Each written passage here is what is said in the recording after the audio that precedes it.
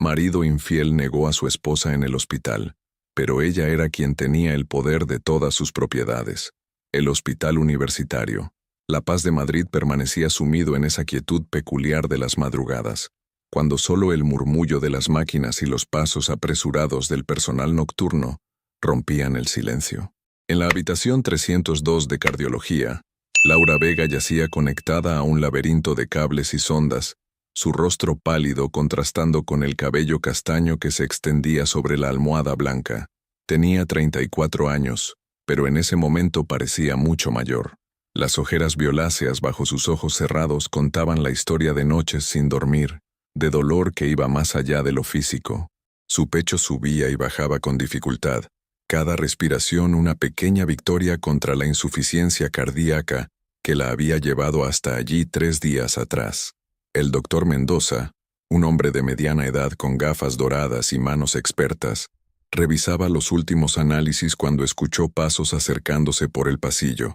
Eran las 8 de la mañana, hora de visitas, y sabía que el marido de la paciente vendría como cada día, aunque venir no era exactamente la palabra correcta para describir las apariciones de Marcos Vega.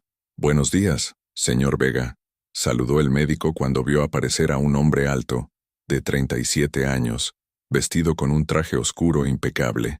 A su lado, una joven rubia de 24 años lo acompañaba, su mano entrelazada con la de él sin ningún disimulo. Marcos apenas asintió con la cabeza, su mirada evitando deliberadamente la cama donde yacía su esposa. «¿Cómo está?», preguntó con una frialdad que hizo que el doctor frunciera el ceño. Su esposa ha tenido una noche complicada. Los niveles de troponina siguen elevados y... «Perdone, doctor», interrumpió Marcos, su voz adquiriendo un tono irritado. «Creo que hay una confusión». Laura, que había permanecido con los ojos cerrados, sintió un escalofrío que nada tenía que ver con la temperatura de la habitación. Reconocía ese tono, esa forma de pronunciar las palabras cuando Marcos estaba a punto de pronunciar algo definitivo. El doctor Mendoza parpadeó, confundido. «¿Confusión? Señor Vega, estamos hablando de su esposa, Laura Vega. Los documentos indican que usted es... Ella no es nada para mí». Las palabras salieron de la boca de Marcos como dagas afiladas, cortando el aire matutino del hospital. «Tengo mi vida ahora con Claudia». Un silencio sepulcral se apoderó de la habitación. La joven rubia, Claudia Bermúdez, apretó el brazo de Marcos y esbozó una sonrisa que no llegó a sus ojos. Era una sonrisa de triunfo, venenosa y calculada. Laura sintió como si su corazón, ya debilitado, se detuviera por completo. Sus párpados temblaron, pero mantuvo los ojos cerrados. Una lágrima caliente rodó por su mejilla, empapando la almohada. «Señor Vega». El doctor intentó mantener la compostura profesional, aunque su voz traicionaba su desconcierto. «Independientemente de su situación personal, Laura sigue siendo legalmente su esposa y necesita...». «No me interesa lo que necesite», cortó Marcos, ajustándose la corbata con un gesto de impaciencia. «Vengo porque es un trámite legal. Nada más. Claudia y yo tenemos cosas importantes que hacer hoy». Claudia se acercó un paso más a Marcos, como marcando territorio. Llevaba un vestido ceñido de color verde esmeralda y tacones que resonaban contra el suelo del hospital como pequeños martillazos. Su perfume intenso y dulzón llenó la habitación, contrastando cruelmente con el olor antiséptico del lugar. «¿Cuánto tiempo más va a estar aquí?», preguntó Claudia con descaro, como si Laura fuera un obstáculo temporal en sus planes.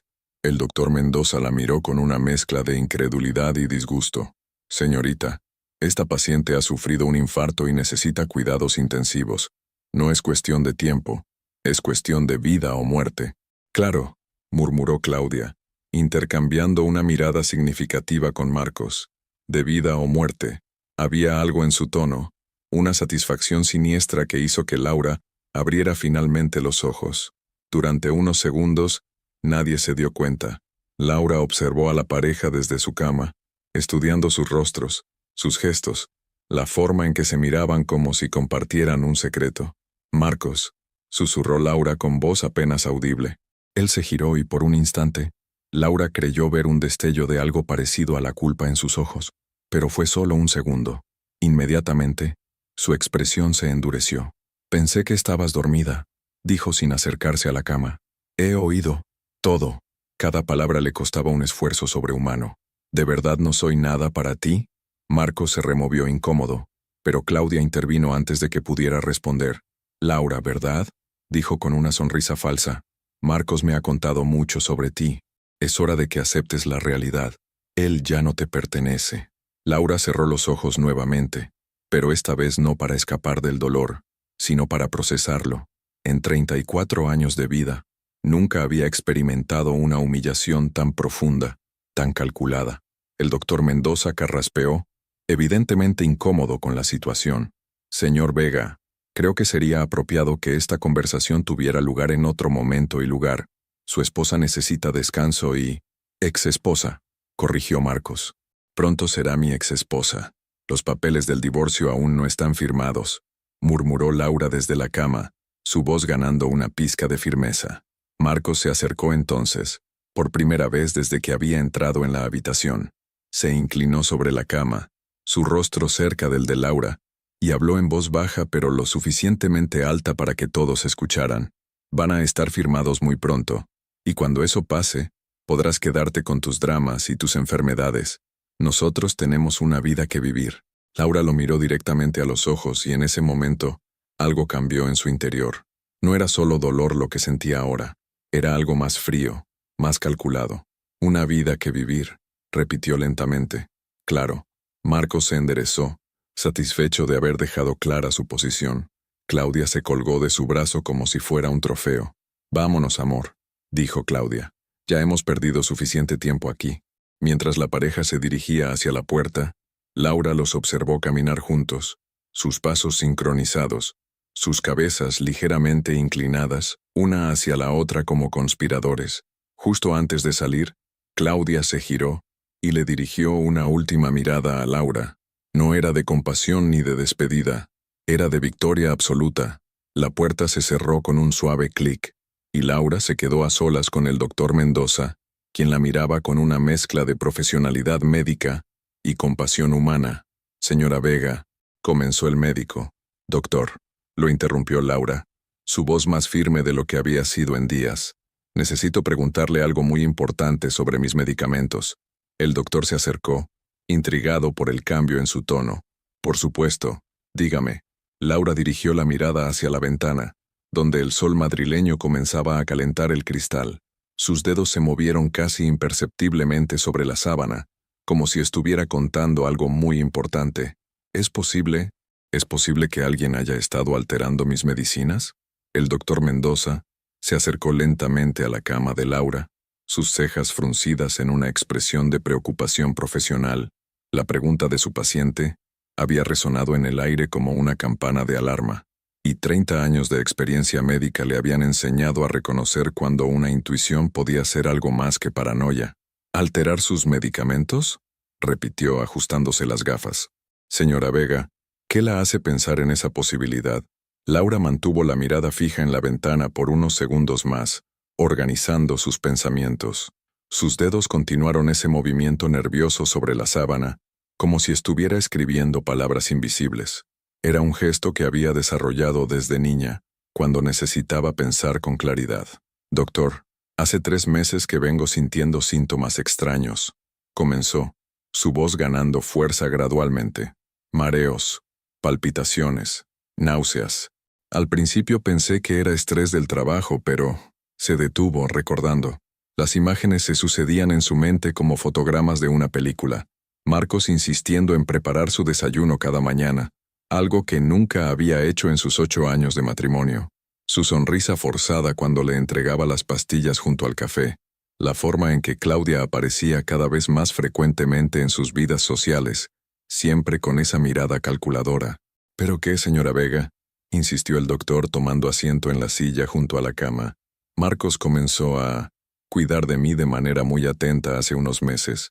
Preparaba mis medicinas, se aseguraba de que las tomara a tiempo. Decía que quería ayudarme con mi hipertensión.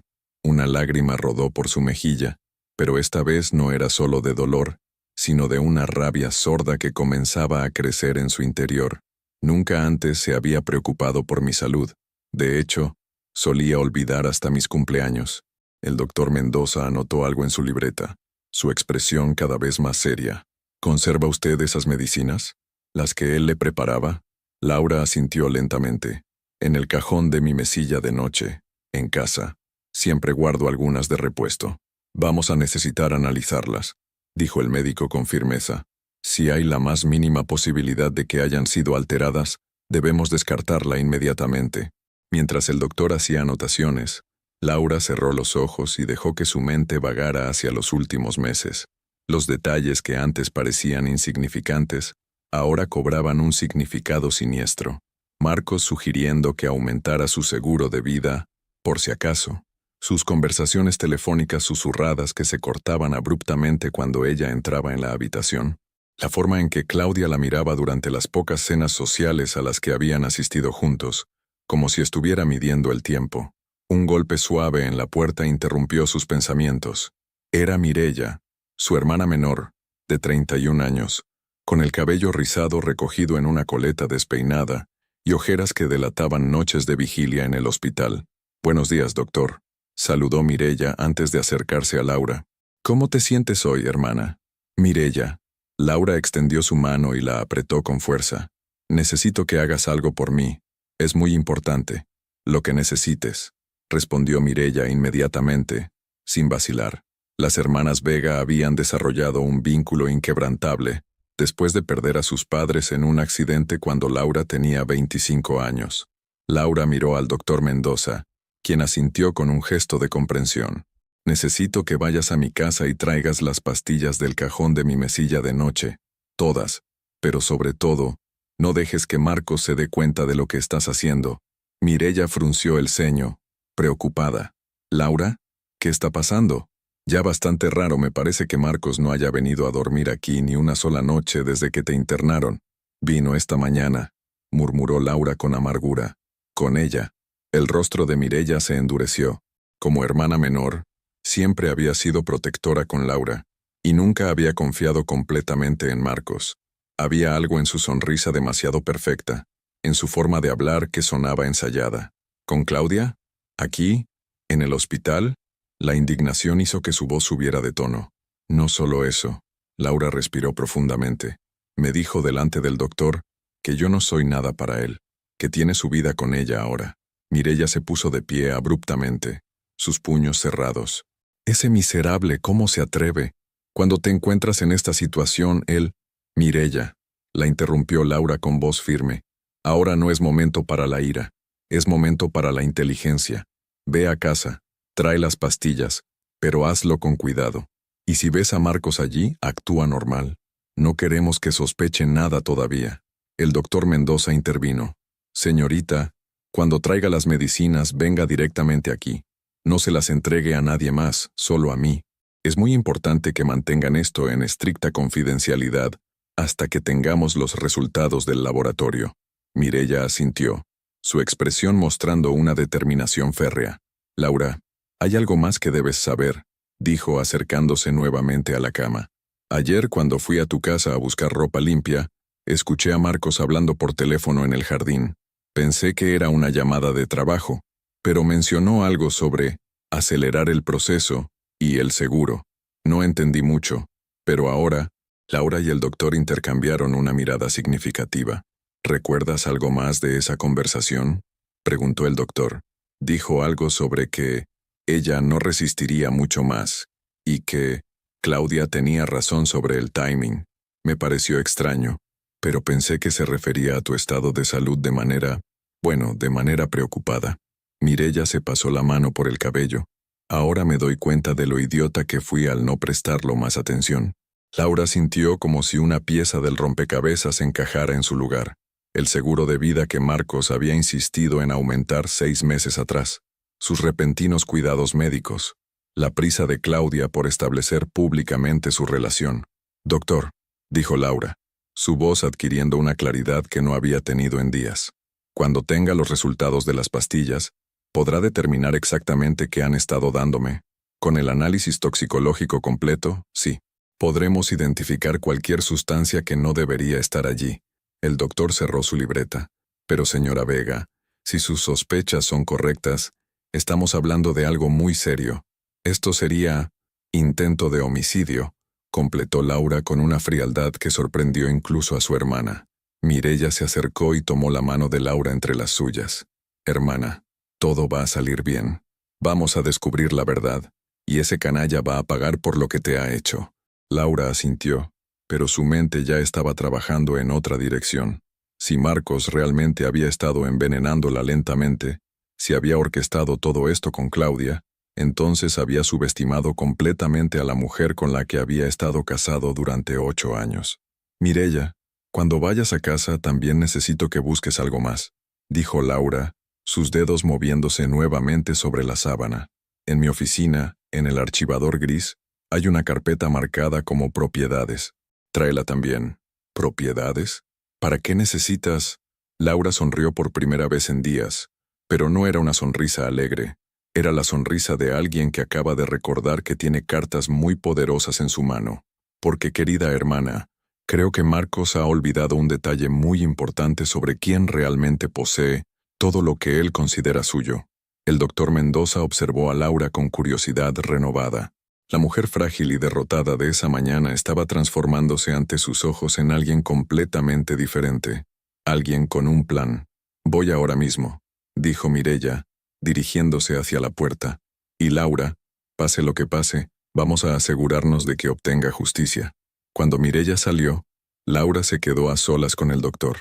El silencio se extendió entre ellos durante unos minutos, roto solo por el sonido rítmico de los monitores cardíacos. Doctor, dijo finalmente Laura, ¿cuánto tiempo necesita para los análisis? 48 horas para tener resultados preliminares. 72 para el informe completo. Laura calculó mentalmente. 72 horas. 3 días para preparar cuidadosamente su próximo movimiento. 3 días para que Marcos y Claudia creyeran que habían ganado definitivamente. Perfecto, murmuró, cerrando los ojos con una expresión de paz que contrastaba con la tormenta que se gestaba en su interior. Es tiempo suficiente. 2 días después, Mireya regresó al Hospital La Paz con una bolsa de plástico sellada y una carpeta manila bajo el brazo. Su rostro reflejaba una mezcla de tensión y determinación. Había seguido las instrucciones de Laura al pie de la letra. Entrar a la casa cuando Marcos no estuviera, actuar con naturalidad si lo encontraba, y sobre todo, no levantar sospechas. ¿Cómo te fue?, preguntó Laura en cuanto su hermana cerró la puerta de la habitación. Marcos no estaba, pero Claudia sí. Mireya se sentó en la silla junto a la cama bajando la voz. Estaba en tu cocina, Laura. En tu cocina, preparando café como si fuera la dueña de la casa. Laura sintió una punzada de ira, pero la controló. Necesitaba mantener la mente fría. ¿Te vio? Sí, pero actué como si fuera lo más normal del mundo. Le dije que venía a buscar más ropa para ti y algunos libros. Hasta la saludé cordialmente. Mireya hizo una mueca de disgusto. Fue una de las actuaciones más difíciles de mi vida. ¿Cómo reaccionó ella? Al principio pareció nerviosa, como si la hubieran sorprendido haciendo algo que no debía. Luego se puso muy territorial. Me preguntó cuánto tiempo más estarías en el hospital, si los médicos habían dado algún pronóstico. Sus preguntas no sonaban a preocupación, Laura. Sonaban a impaciencia. Laura asintió, procesando la información. Cada detalle confirmaba sus sospechas. ¿Conseguiste las pastillas sin que se diera cuenta? Mireya levantó la bolsa sellada. Todas las que encontré. Y tienes razón, había algo extraño. Algunas pastillas en el mismo frasco tenían colores ligeramente diferentes, como si fueran de lotes distintos, o como si algunas fueran falsas, completó Laura. En ese momento, el doctor Mendoza entró en la habitación acompañado de una mujer mayor, de cabello gris recogido en un moño estricto y bata blanca impecable. Señora Vega, le presento a la doctora Beatriz Herrera, jefa del laboratorio de toxicología del hospital, anunció. Ha estado analizando las muestras que nos trajo su hermana. La doctora Herrera se acercó con una expresión seria, llevando en sus manos un informe detallado. Señora Vega, me temo que sus sospechas eran correctas. Comenzó sin rodeos. Hemos encontrado evidencia clara de adulteración en sus medicamentos. El silencio que siguió fue tan denso que Laura pudo escuchar su propio corazón acelerar en el monitor. Sus pastillas para la hipertensión fueron sustituidas parcialmente por comprimidos que contenían dosis muy altas de digitoxina, continuó la doctora.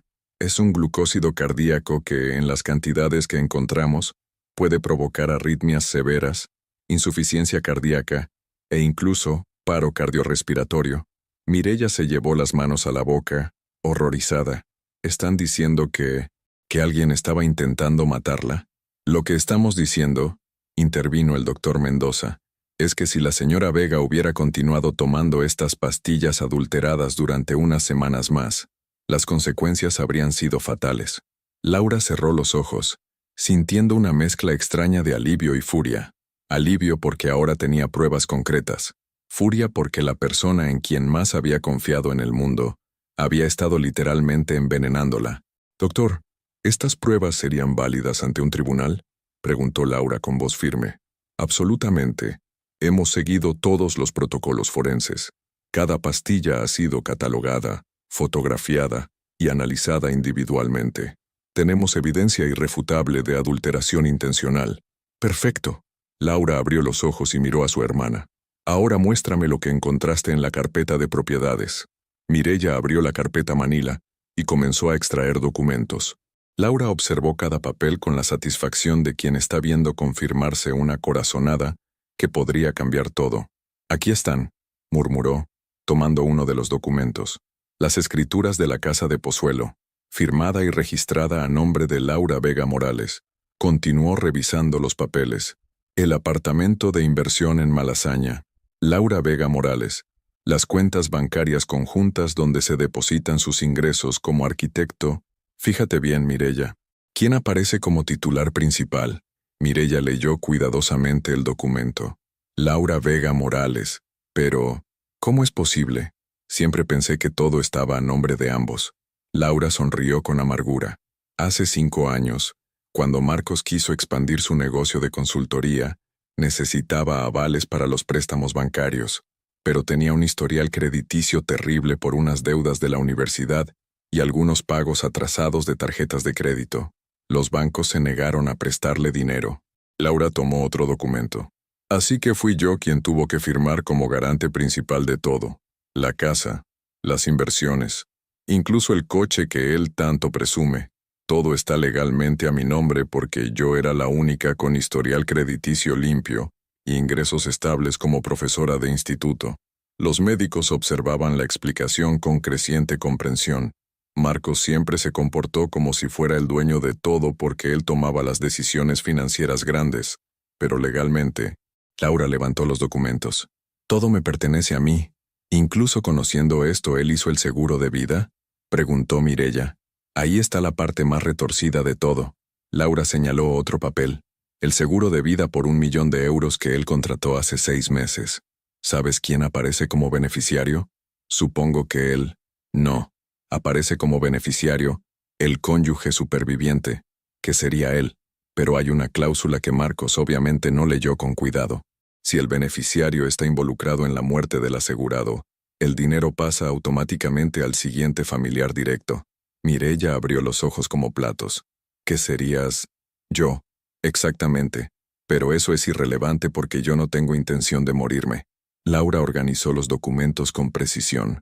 «Lo importante es que Marcos y Claudia han estado jugando una partida de ajedrez creyendo que conocían todas las piezas del tablero, pero resulta que el rey que pensaban que iban a derrocar controla todo el tablero». La doctora Herrera, que había estado siguiendo la conversación con fascinación profesional, intervino. «Señora Vega, ¿tiene intención de denunciar penalmente lo que ha ocurrido?». Laura consideró la pregunta cuidadosamente. «Doctora, ¿cuáles serían exactamente los cargos?». «Intento de homicidio, como mínimo. Posiblemente también conspiración para cometer asesinato si puede probarse que actuó con un cómplice. Y con las pruebas que tenemos, ¿habría posibilidades reales de condena?». Con el análisis toxicológico, los testimonios médicos y la evidencia del seguro de vida, yo diría que las posibilidades son muy altas. Laura asintió lentamente, pero había algo en su expresión que sugería que estaba considerando una estrategia más compleja que simplemente acudir a la policía. «Mireya, necesito que hagas algo más por mí», dijo finalmente. Quiero que llames a Marcos y le digas que los médicos han dicho que mi estado es muy grave, que tal vez no pase de esta semana. Laura, ¿qué estás planeando? Voy a darle a Marcos y a Claudia exactamente lo que creen que quieren. Laura sonrió, pero esta vez había algo calculado en esa sonrisa. Voy a dejar que crean que han ganado. Y luego vamos a ver qué tan bien manejan el éxito. El doctor Mendoza frunció el ceño. Señora Vega, no estoy seguro de entender. Doctor, ¿sería posible que usted me diera el alta en, digamos, 3 días? Oficiosamente, por supuesto. Necesito que Marcos crea que estoy muy enferma, pero en realidad necesito estar en casa para observar qué hace cuando piense que va a heredar todo muy pronto. Eso sería altamente irregular, pero no imposible, ¿verdad? Especialmente si sabe que es la única manera de reunir evidencia suficiente para asegurar que este hombre no pueda hacerle esto a ninguna otra mujer. Los médicos intercambiaron miradas. La propuesta era poco convencional, pero Laura Vega estaba demostrando ser una mujer mucho más astuta de lo que cualquiera había imaginado. Señora Vega, dijo finalmente la doctora Herrera, si vamos a hacer esto, necesitamos garantías de que usted estará segura en todo momento. Las tendrán, respondió Laura con una seguridad que no había mostrado en días. Porque Marcos y Claudia van a estar tan ocupados planeando su futuro juntos, que no se van a dar cuenta de que su futuro acaba de convertirse en su peor pesadilla. Mireya miró a su hermana con una mezcla de admiración y preocupación. Laura, ¿estás segura de esto? Laura tomó la mano de su hermana y la apretó con fuerza. Mireya, durante años he sido la esposa perfecta, la mujer que agacha la cabeza y acepta lo que le toca. Pero ellos cometieron un error muy grave. Sus ojos se endurecieron. Subestimaron completamente con quién se estaban metiendo. Afuera, las luces de Madrid comenzaban a encenderse al atardecer, y Laura observó la ciudad a través de la ventana del hospital, sabiendo que dentro de muy poco regresaría a casa. Pero no sería la misma mujer que había salido de allí 5 días atrás. Esta vez, sería ella quien tendiera la trampa. La llamada de Mireya llegó a Marcos mientras él y Claudia desayunaban en un café de moda en el barrio de Chueca. Era martes por la mañana, y ambos habían pasado la noche anterior celebrando en privado lo que consideraban el inminente final de sus problemas. «¿Mireya?», contestó Marcos sorprendido. La hermana de Laura rara vez lo llamaba directamente. «Marcos, necesito hablar contigo sobre Laura». La voz de Mireya sonaba entrecortada, como si hubiera estado llorando. Los médicos dicen que su estado se ha deteriorado mucho en las últimas horas. Marcos intercambió una mirada con Claudia, quien se inclinó para escuchar mejor la conversación. ¿Deteriorado? ¿Cómo de malo?, preguntó, intentando que su voz sonara preocupada. Muy malo, Marcos. El doctor Mendoza dice que tal vez no pase de esta semana. Su corazón está muy débil y han aparecido complicaciones que no esperaban. Claudia no pudo contener una pequeña sonrisa de satisfacción que se formó en sus labios. Marcos la vio y le hizo un gesto para que disimulara. «Dios mío», murmuró Marcos con una actuación que habría impresionado a cualquiera que no conociera sus verdaderas intenciones. «¿Necesita algo? ¿Debería ir al hospital? Ella ha preguntado por ti varias veces. Creo que quiere hacer las paces antes de... Ya sabes». Marcos cerró los ojos fingiendo dolor emocional. «Por supuesto. Iré esta tarde. Gracias por llamarme, Mireya». Cuando colgó, Claudia se acercó y le tomó la mano. «¿Lo escuchaste todo?», le preguntó Marcos en voz baja. Cada palabra. Claudia se mordió el labio inferior tratando de contener su excitación.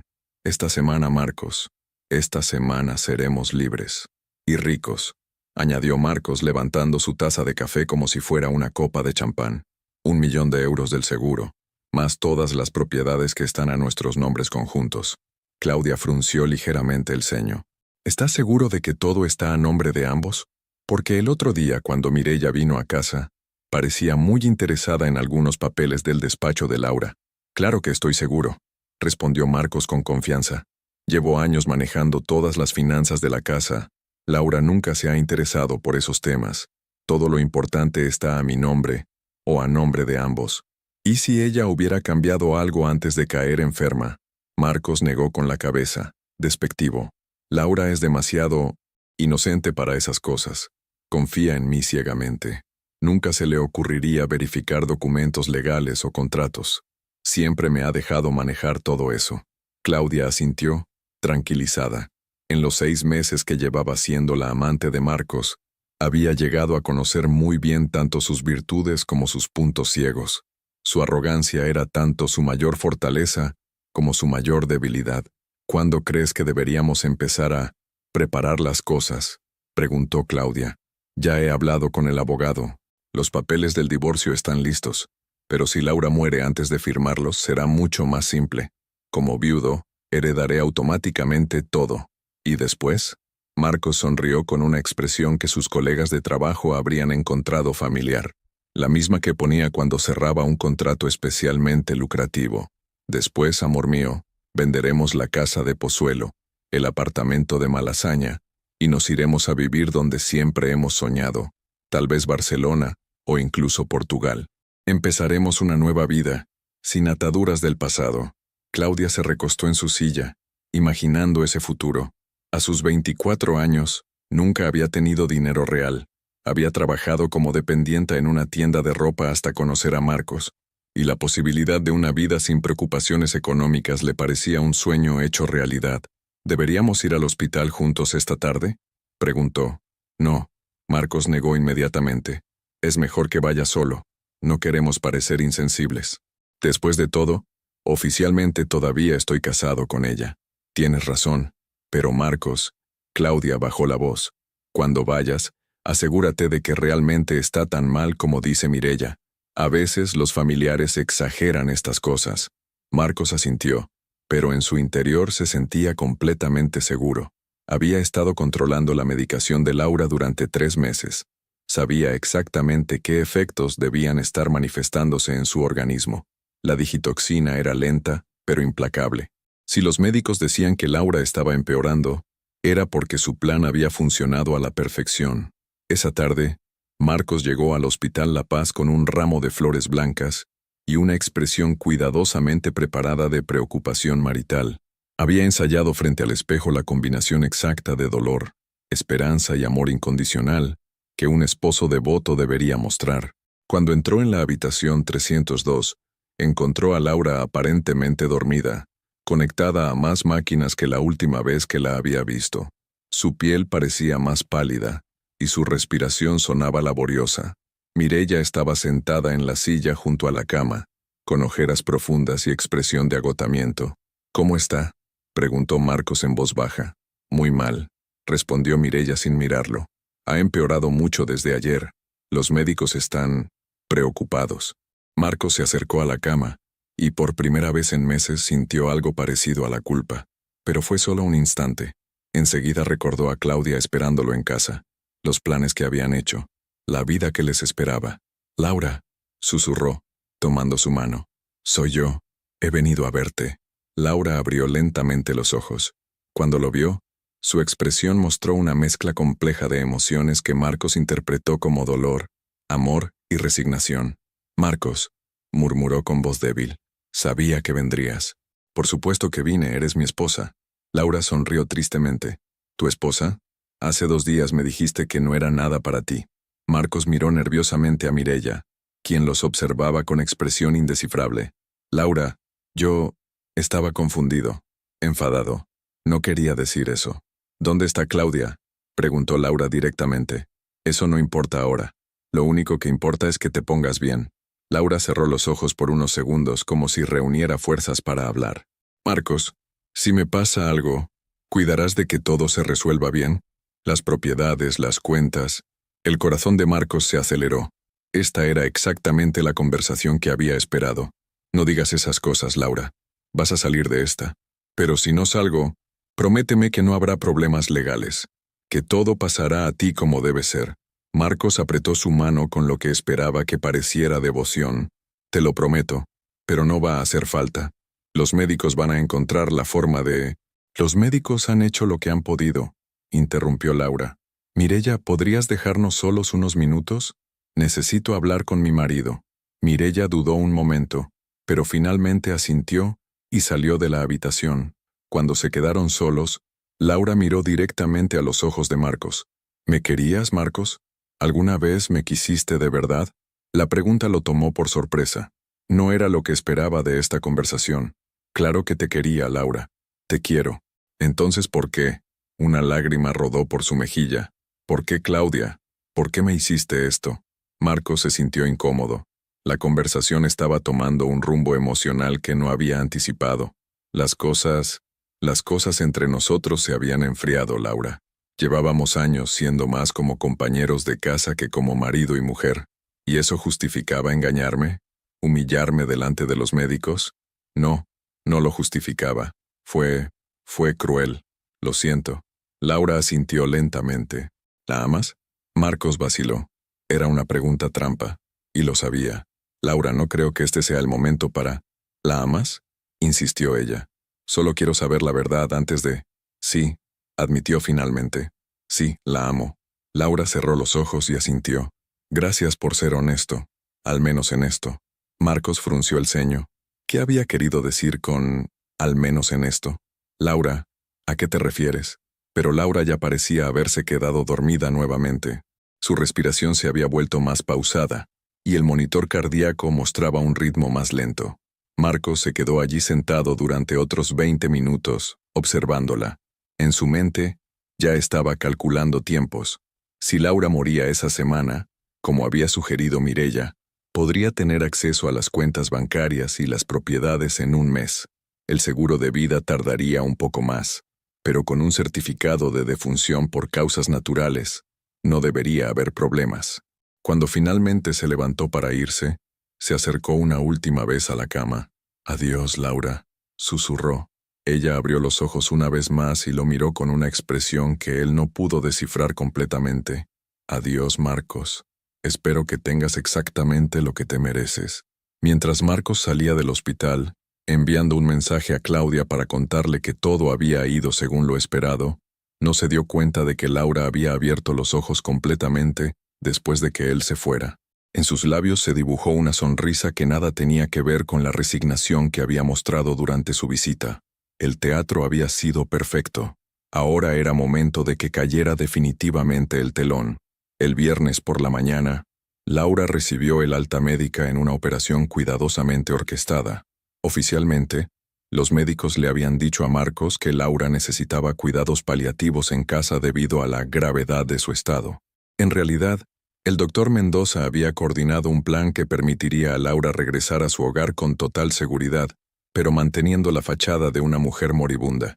Mireya llegó al hospital con una silla de ruedas y una máscara de oxígeno portátil que Laura no necesitaba realmente, pero que completaba la ilusión perfecta.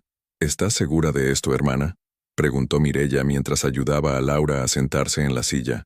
«Todavía podemos ir a la policía directamente». Laura ajustó la máscara sobre su rostro y habló en voz baja. «No, Mireya. Ir a la policía ahora sería la opción fácil, pero quiero que Marcos y Claudia se rebelen completamente. Quiero que el mundo vea exactamente quiénes son cuando creen que han ganado». El trayecto hasta la casa de Pozuelo se hizo en silencio. Laura observaba por la ventanilla del coche las calles familiares de Madrid, sabiendo que regresaba a un hogar que ya no era realmente suyo en términos emocionales, pero que seguía siendo legalmente de su propiedad. Cuando llegaron a la urbanización de chalets adosados donde Laura y Marcos habían vivido durante los últimos 5 años, Laura sintió una punzada de nostalgia. Había plantado ella misma los rosales del jardín delantero. Había elegido el color azul claro de las contraventanas. Había convertido esa casa en un hogar. «Marcos salió hace 1 hora», informó Mireya. «Dijo que iba a buscar medicinas especiales que el médico había recetado». Laura sonrió irónicamente. «Seguramente fue a contarle a Claudia que ya estoy en casa, lista para el acto final». Mireya ayudó a Laura a bajar del coche y a sentarse nuevamente en la silla de ruedas. Habían decidido mantener la actuación incluso cuando estuvieran solas, por si Marcos regresaba inesperadamente. Al entrar en la casa, Laura sintió inmediatamente que algo había cambiado. No era solo la presencia física de otra mujer en su espacio, era algo más sutil. Los cojines del sofá estaban colocados de manera diferente. Había una taza de café en la mesa del salón que ella no reconocía. El ambiente olía ligeramente a un perfume que no era el suyo. «Ha estado viviendo aquí», murmuró Laura. «¿Claudia?» Mireya siguió la mirada de su hermana. «Sí, mira, hasta ha traído sus propias cosas. Esa planta de la ventana no estaba ahí antes». ¿Y ese marco de fotos? Laura se acercó al marco que había junto al televisor. Donde antes había una foto de su boda con Marcos, ahora había una imagen de Marcos y Claudia abrazados en alguna playa. Era una declaración silenciosa pero poderosa. Claudia ya se consideraba la señora de la casa. Mireya se contuvo a mitad de la frase. No, Mireya, déjala que se instale cómodamente. Cuanto más a gusto se sienta, más sorprendente será cuando descubra la verdad. Laura se dirigió hacia su dormitorio, empujando ella misma la silla de ruedas. Cuando abrió la puerta, la realidad la golpeó como una bofetada. La cama que había compartido con Marcos durante años estaba deshecha, claramente ocupada por 2 personas. Había ropa de mujer en la silla donde Laura solía dejar sus libros. En el tocador, junto a sus propios cosméticos, había productos de belleza que no le pertenecían. «Han estado durmiendo en nuestra cama», dijo Laura con voz extrañamente calmada. «Laura, esto es demasiado. Podemos confrontarlos ahora mismo». «No». Laura se acercó al armario y abrió las puertas. La mitad del espacio que antes ocupaba su ropa, ahora estaba lleno de vestidos y zapatos de Claudia. «Esto es perfecto, Mireya. Esto es exactamente lo que necesitaba ver». Laura tomó su teléfono móvil y comenzó a hacer fotos discretas de cada evidencia de la invasión de Claudia. El dormitorio, el baño con productos de belleza ajenos, el salón con los nuevos objetos decorativos. «¿Qué estás haciendo?» «Documentando. Esto será muy útil más adelante». Laura guardó el teléfono. «Ahora ayúdame a instalarme en la habitación de invitados. Oficialmente no puedo subir escaleras debido a mi estado de salud». Mientras Mireya preparaba la habitación de invitados, Laura se dirigió a su despacho.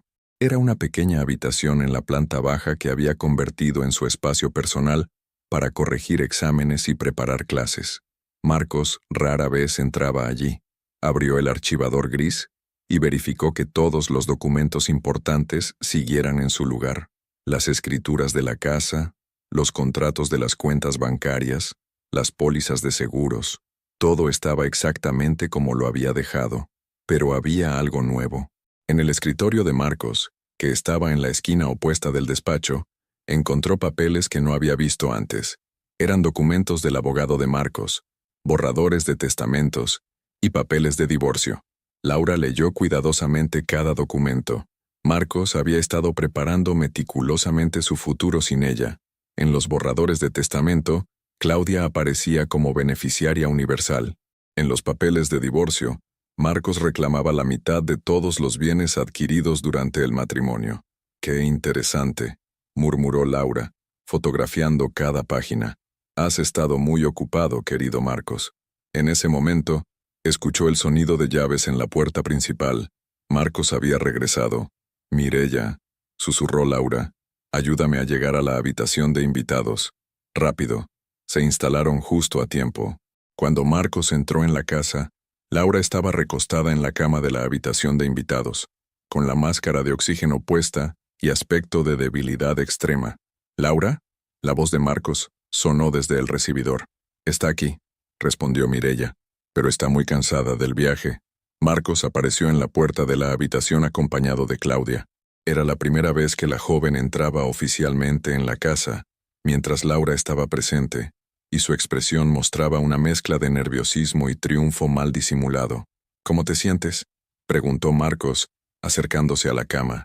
Laura se quitó lentamente la máscara de oxígeno. «Cansada», murmuró, «pero contenta de estar en casa». Claudia se mantuvo en el umbral de la puerta, observando la escena con ojos calculadores. «Los médicos dijeron que necesitas reposo absoluto», dijo Marcos. «Claudia va a ayudarme a cuidarte». Laura miró directamente a Claudia. «¿Qué considerado de tu parte?», dijo con voz débil. «Supongo que ya te has familiarizado con la casa». Claudia se puso ligeramente roja. «Solo quiero ayudar», respondió. «Marcos me ha contado lo enferma que estás». «Sí, estoy muy enferma». Laura volvió a ponerse la máscara de oxígeno y cerró los ojos. «Pero al menos podré morir en mi propia casa, en la casa que tanto amo». Marcos y Claudia intercambiaron una mirada rápida. «Laura, no digas esas cosas», dijo Marcos, pero su tono carecía de convicción. «Es la realidad, Marcos. Los médicos han sido muy claros. Tal vez días, tal vez semanas, pero...» Laura dejó la frase incompleta. Claudia no pudo evitar una pequeña sonrisa que creyó que nadie había visto. Pero Laura la había visto. Y Mireya también. Bueno, necesitas descansar, dijo Marcos.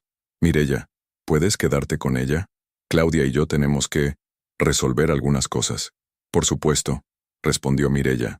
Cuando la pareja salió de la habitación, Laura esperó unos minutos antes de quitarse la máscara y sentarse en la cama. ¿Viste la sonrisa de Claudia? Susurró. La vi. Es escalofriante lo feliz que parecía con la idea de que te estés muriendo. Laura se levantó y se acercó silenciosamente a la puerta para escuchar. Marcos y Claudia estaban hablando en el salón, pero sus voces eran demasiado bajas para entender las palabras. Mireya, necesito que hagas algo muy importante, dijo Laura regresando junto a su hermana. Mañana, quiero que vayas a ver al notario de la familia, don Aurelio Ramírez, en la calle Serrano. Conoce a papá desde hace años. ¿Para qué? Quiero modificar mi testamento. Si realmente voy a morir, Laura sonrió irónicamente. Quiero asegurarme de que mis últimas voluntades estén muy claras. Laura, también quiero que contactes con mi abogado laboral, Jimena Ruiz. Dile que necesito verla urgentemente. Y por último, Laura sacó una tarjeta de negocios del cajón de la mesilla. Quiero que llames a este detective privado. Mireya leyó la tarjeta. Íñigo Salvatierra, ¿para qué necesitas un detective? Porque, querida hermana, si Marcos y Claudia creen que pueden vivir felices en mi casa, gastando mi dinero y durmiendo en mi cama mientras esperan a que me muera, van a descubrir que han subestimado gravemente a Laura Vega. Desde el salón llegó el sonido de risas. Marcos y Claudia estaban claramente celebrando algo. Laura se acercó nuevamente a la puerta, y esta vez pudo escuchar parte de la conversación. El abogado dice que en cuanto tengamos el certificado de defunción, la casa es perfecta para nosotros y con el dinero del seguro, por fin libres de ella. Laura regresó junto a Mireya con una expresión de determinación férrea. ¿Escuchaste eso? Cada palabra. Entonces ya sabes lo que tenemos que hacer. Es hora de que Marcos y Claudia descubran que la mujer, a la que han estado subestimando durante todos estos meses, está a punto de darles la lección más cara de sus vidas. Afuera, el sol de Madrid comenzaba a ocultarse, tiñendo de naranja las ventanas de la casa donde 3 personas creían estar escribiendo el final de una historia, sin saber que en realidad apenas estaba comenzando el acto más dramático de todas sus vidas. El lunes por la mañana, mientras Marcos creía que Laura dormía profundamente en la habitación de invitados, ella se reunía secretamente en un café discreto de Malasaña, con 3 personas que cambiarían para siempre el curso de los acontecimientos. Don Aurelio Ramírez, el notario de la familia, era un hombre de 68 años, con gafas de cristales gruesos y una memoria prodigiosa para los detalles legales. Había conocido a los padres de Laura y la había visto crecer desde niña. Jimena Ruiz, su abogada laboral, tenía 42 años y una reputación implacable en los tribunales madrileños. Especializada en derecho civil y familiar, había manejado algunos de los divorcios más complicados de la capital.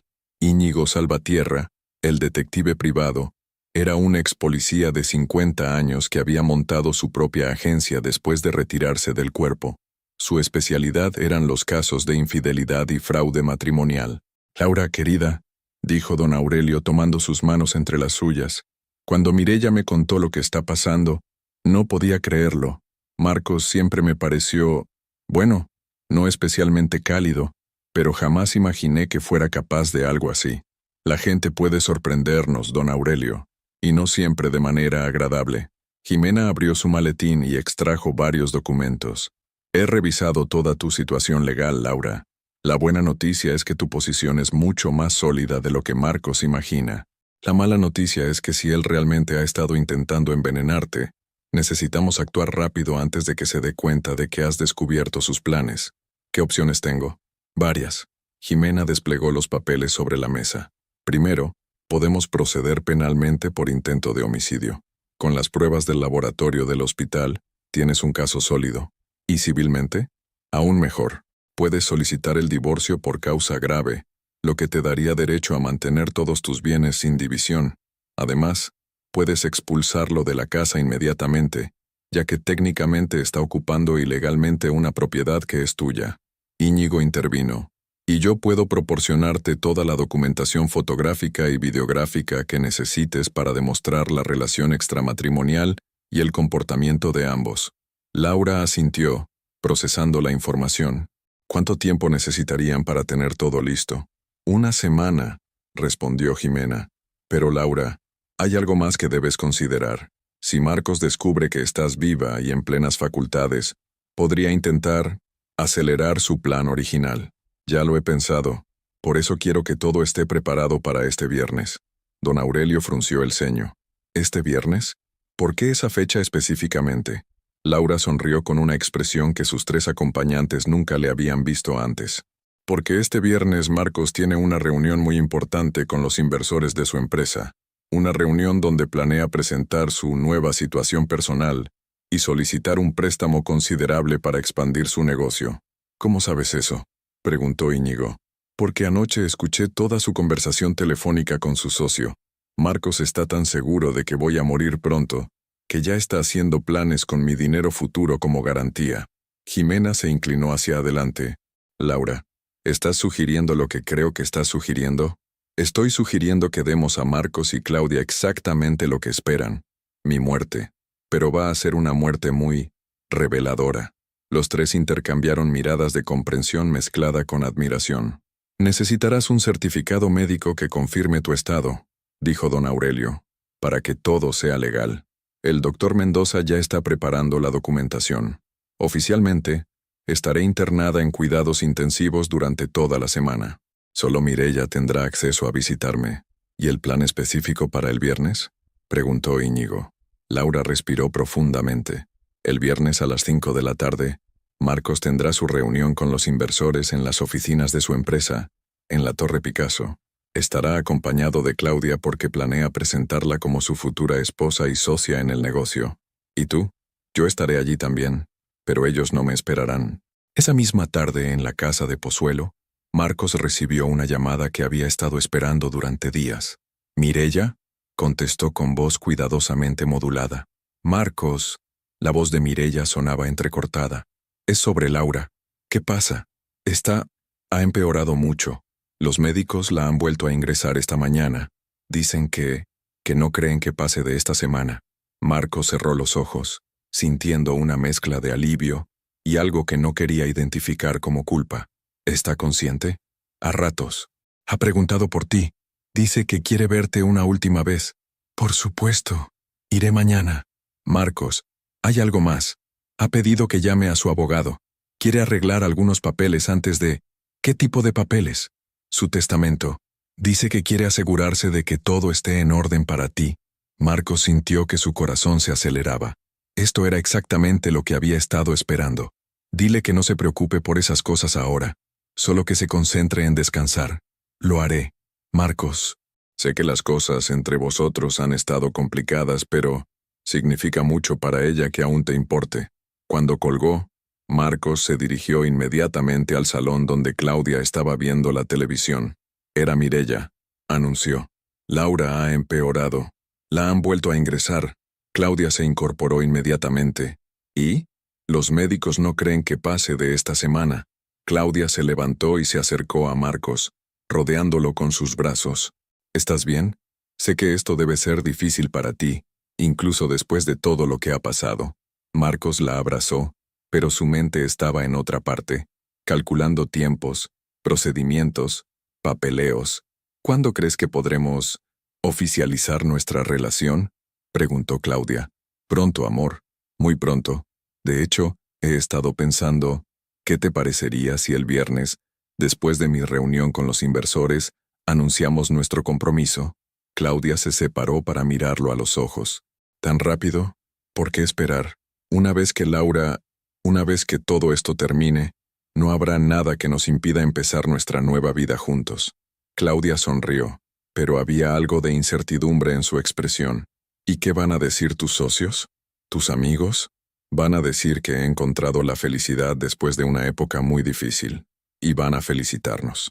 Esa noche, mientras Marcos dormía profundamente, soñando con su futuro libre de complicaciones, no se dio cuenta de que Claudia permanecía despierta a su lado, mirando el techo con expresión preocupada. Por primera vez desde que había comenzado su relación con Marcos, Claudia estaba empezando a preguntarse si realmente conocía al hombre que dormía junto a ella, y más importante aún, si realmente quería formar parte de lo que estaba a punto de suceder. En el hospital, Laura yacía en una cama que oficialmente registraba su nombre, pero que en realidad estaba ocupada por una paciente diferente que había accedido a formar parte del plan. Los médicos habían coordinado todo meticulosamente. Laura estaba en casa de Mireya, revisando una y otra vez cada detalle de lo que ocurriría el viernes. Los documentos legales estaban preparados, las pruebas estaban reunidas, los testigos estaban confirmados. Solo faltaba el momento perfecto para que Marcos y Claudia descubrieran que habían estado jugando una partida en la que nunca tuvieron la menor posibilidad de ganar. El viernes se acercaba, y con él, el final de una historia que había comenzado con traición, había continuado con engaño, y estaba a punto de terminar con una justicia que ninguno de los dos había imaginado posible. El viernes a las 3 de la tarde, Marcos se vistió con su mejor traje azul marino.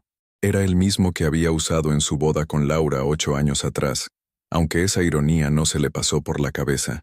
Su mente estaba completamente enfocada en la reunión que cambiaría su vida para siempre.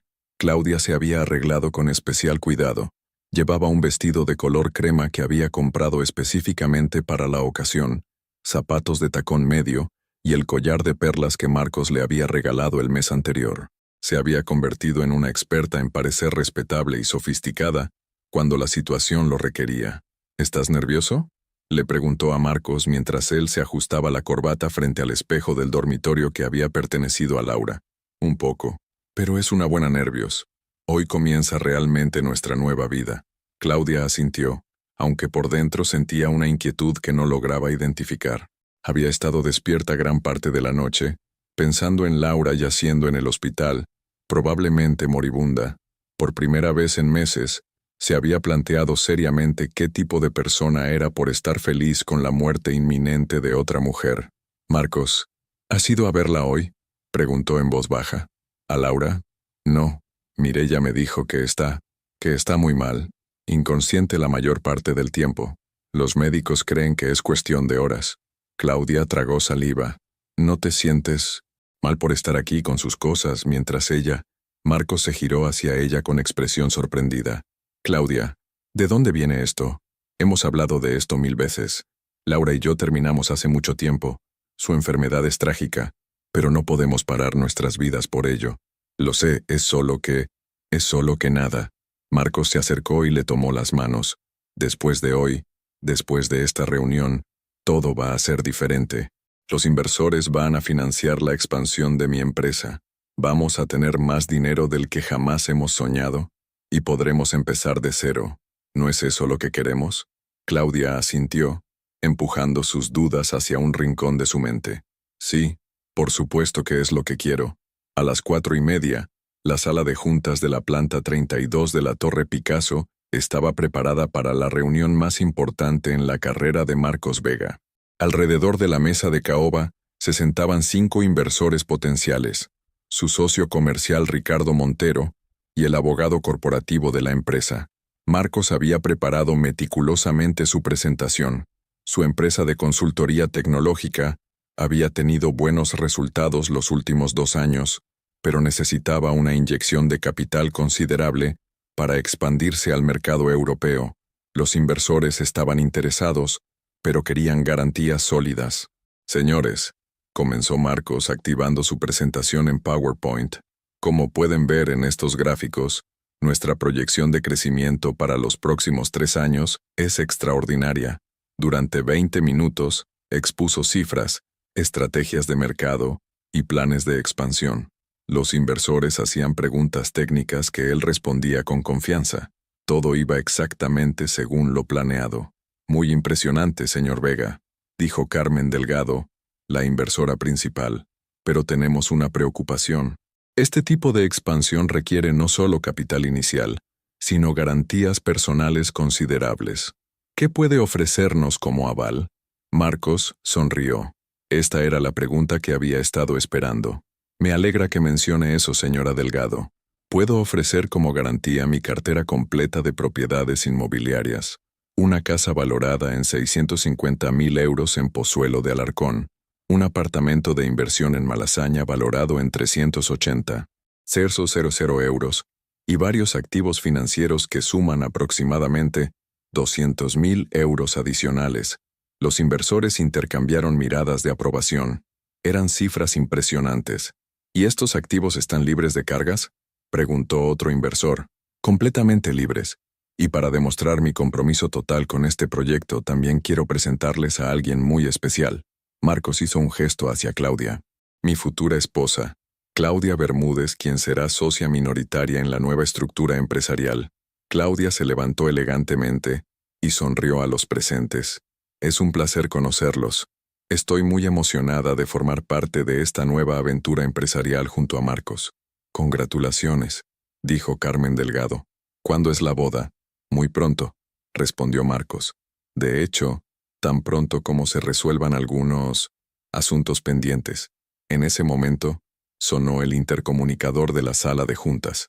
Disculpe, señor Vega, dijo la voz de la secretaria. Hay alguien aquí que dice que necesita verle urgentemente. Una señora que afirma ser su esposa. El silencio en la sala fue absoluto. Marcos se puso pálido. Debe haber algún error, balbuceó. Mi esposa está en el hospital, muy enferma. La señora insiste, señor. Dice que es muy importante y que no puede esperar. Carmen Delgado frunció el ceño. ¿Su esposa, señor Vega? Pero acaba de presentarnos a su futura esposa. Marcos sintió que el suelo se movía bajo sus pies. Es complicado. Mi esposa actual estamos en proceso de divorcio y ella está muy enferma. ¿Quiere que la haga pasar?, insistió la secretaria. Antes de que Marcos pudiera responder, la puerta de la sala de juntas se abrió. Laura Vega entró caminando firmemente, vestida con un traje negro elegante, perfectamente maquillada y con una carpeta de documentos en la mano. No había ni rastro de enfermedad en su apariencia. Buenas tardes, dijo Laura con voz clara y firme. Soy Laura Vega y creo que mi marido les ha estado contando una historia muy interesante sobre sus propiedades. Marcos se levantó tan abruptamente que derribó su silla. Laura, ¿cómo qué, Marcos? ¿Cómo estoy viva? ¿Cómo estoy aquí? ¿Cómo he descubierto tu pequeño plan? Claudia se había puesto completamente blanca y se aferró al respaldo de su silla. Señores inversores, continuó Laura dirigiéndose a la mesa. Me temo que mi marido les ha proporcionado información incorrecta sobre los activos que puede ofrecer como garantía. Desplegó los documentos sobre la mesa. Estas son las escrituras auténticas de la casa de Pozuelo de Alarcón. Como pueden ver, la propietaria legal soy yo, Laura Vega Morales. Marcos no tiene ningún derecho sobre esta propiedad. Carmen Delgado tomó los documentos y los examinó cuidadosamente. Esto es correcto, murmuró. El nombre del titular es efectivamente Laura Vega Morales. ¿Y el apartamento de Malasaña?, preguntó otro inversor. Laura extendió otro documento. También a mi nombre. De hecho, todas las propiedades que Marcos ha mencionado están registradas legalmente a mi nombre, porque yo fui quien firmó como garante principal cuando él no pudo obtener financiación debido a su mal historial crediticio. La sala estaba sumida en un silencio mortal. Marcos intentó hablar, pero no salían palabras de su boca. Pero hay más, continuó Laura. Marcos no solo les ha mentido sobre los activos, también les ha mentido sobre su situación personal. Se dirigió directamente a Claudia. Señorita Bermúdez, ¿sabía usted que Marcos ha estado intentando asesinarme durante los últimos 3 meses? Claudia dio un paso atrás, horrorizada. ¿Qué estás diciendo? Laura sacó otro conjunto de documentos de su carpeta. Informe toxicológico del Hospital Universitario La Paz. Marcos había estado sustituyendo mis medicamentos para la hipertensión con dosis letales de digitoxina.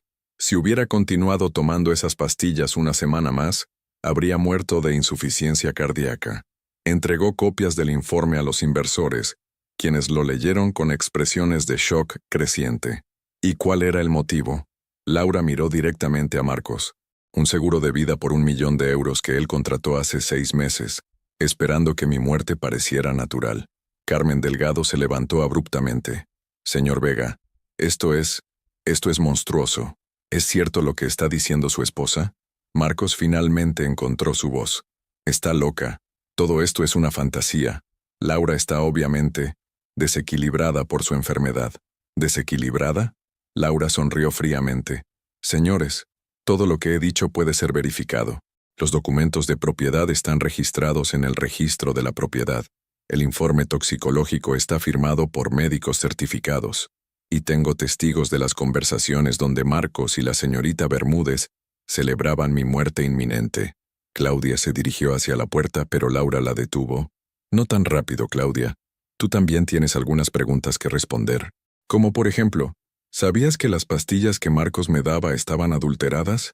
Yo no sabía nada, gritó Claudia. Marcos me dijo que estabas enferma naturalmente. ¿Ah, sí? ¿Y qué me dices de esta conversación? Laura sacó su teléfono móvil y puso una grabación de audio. Era la voz de Claudia claramente reconocible. Cuanto antes termine esto, más pronto vivimos de verdad. Ella ya está al final, Marcos. Claudia se desplomó en una silla, tapándose la cara con las manos. Los inversores se miraron entre sí con expresiones de disgusto y shock. Señor Vega, dijo Carmen Delgado con voz helada, esto es lo más repugnante que he presenciado en mis 20 años como inversora. No solo ha intentado defraudarnos con propiedades que no le pertenecen, sino que aparentemente es un asesino. No, puedo explicarlo todo. Marcos se acercó desesperadamente a la mesa. Laura está distorsionando los hechos. Yo nunca... Basta, interrumpió otro inversor. Nos vamos. Y puede estar seguro de que esto no se quedará aquí. Vamos a reportar todo lo que hemos escuchado a las autoridades correspondientes. Los inversores comenzaron a recoger sus cosas y dirigirse hacia la puerta. Carmen Delgado se detuvo junto a Laura. Señora Vega, espero que denuncie esto penalmente. Lo que ha hecho su marido es imperdonable. Oh, puede estar segura de que lo haré, respondió Laura. De hecho, la policía ya está en camino. Como si hubiera sido una señal, sonaron golpes en la puerta de la sala de juntas. Policía Nacional, abran la puerta. Marcos miró a Laura con una mezcla de incredulidad y terror. Laura, por favor, podemos resolverlo. ¿Podemos qué, Marcos? ¿Podemos olvidar que intentaste matarme? ¿Podemos fingir que no celebraste mi agonía con tu amante en mi propia casa? Laura se acercó a él y habló en voz baja, pero lo suficientemente alta para que todos escucharan. Me dijiste que no era nada para ti, que tenías tu vida con Claudia. Pues bien, querido esposo, ahora vas a descubrir exactamente qué se siente cuando alguien no es nada para el mundo entero. La puerta se abrió y entraron 2 agentes de policía. ¿Marcos Vega?, preguntó uno de ellos. Soy yo, murmuró Marcos, derrotado. Está detenido por intento de homicidio y fraude. Tiene derecho a permanecer en silencio. Mientras le leían sus derechos y le ponían las esposas, Marcos miró una última vez a Laura. En sus ojos ya no había súplica ni amor. Solo había el reconocimiento frío de que había subestimado completamente a la mujer que había intentado destruir. Claudia, sollozando, también fue detenida como cómplice. Cuando la sala se vació, Laura se quedó sola junto a la ventana que daba a todo Madrid. La ciudad se extendía ante ella, y por primera vez en meses, se sintió completamente libre. Había recuperado su vida, su dignidad y su futuro. Pero más que eso, había demostrado que algunas traiciones tienen un precio que los traidores nunca están preparados para pagar. 3 semanas después del arresto de Marcos y Claudia, Madrid bullía con los rumores sobre el caso que los medios habían bautizado como el veneno del amor. Los periódicos locales habían cubierto exhaustivamente la historia de la profesora de instituto, que había fingido su propia muerte para exponer el plan de asesinato de su marido. Laura se encontraba en el despacho de Jimena Ruiz, revisando los últimos documentos del proceso de divorcio que se había acelerado considerablemente debido a las circunstancias extraordinarias del caso. El juez ha aceptado todas nuestras peticiones, anunció Jimena con satisfacción. Divorcio por causa grave, con pérdida total de derechos patrimoniales para Marcos. La casa, el apartamento, las cuentas bancarias, todo queda a tu nombre exclusivo. ¿Y el proceso penal? Va muy bien. El fiscal está pidiendo 15 años para Marcos por intento de homicidio con alevosía y 8 años para Claudia como cómplice. Con las pruebas que tenemos, es muy probable que consigan esas condenas. Laura asintió. pero su expresión no mostraba triunfo. Había una melancolía en sus ojos que no había estado allí durante el confronto en la Torre Picasso. ¿Estás bien, Laura? Pensé que estarías más contenta con estos resultados. Estoy aliviada, respondió Laura, pero no contenta. Es extraño, Jimena. Durante 8 años pensé que conocía a Marcos. Creí que lo amaba. Y resulta que durante todo ese tiempo, él era capaz de lo que hizo. No es culpa tuya no haber visto su verdadera naturaleza. Los psicópatas pueden ser muy convincentes. ¿Es eso lo que es? ¿Un psicópata? El informe psicológico forense lo sugerirá. Pero Laura, lo importante es que ya no puede hacerte daño. A ti ni a nadie más. Mientras Laura reconstruía su vida legalmente, los efectos de la revelación se extendían como ondas en un estanque, tocando a todas las personas que habían conocido a Marcos y Claudia. En la empresa de consultoría de Marcos, su socio Ricardo Montero se enfrentaba a la difícil tarea de salvar el negocio. Los clientes habían empezado a cancelar contratos, y los empleados buscaban trabajo en otras compañías. La reputación de la empresa estaba arruinada por asociación. No entiendo cómo no me di cuenta, le confesó Ricardo a su esposa esa noche. Trabajé con Marcos durante 5 años. Pensé que lo conocía.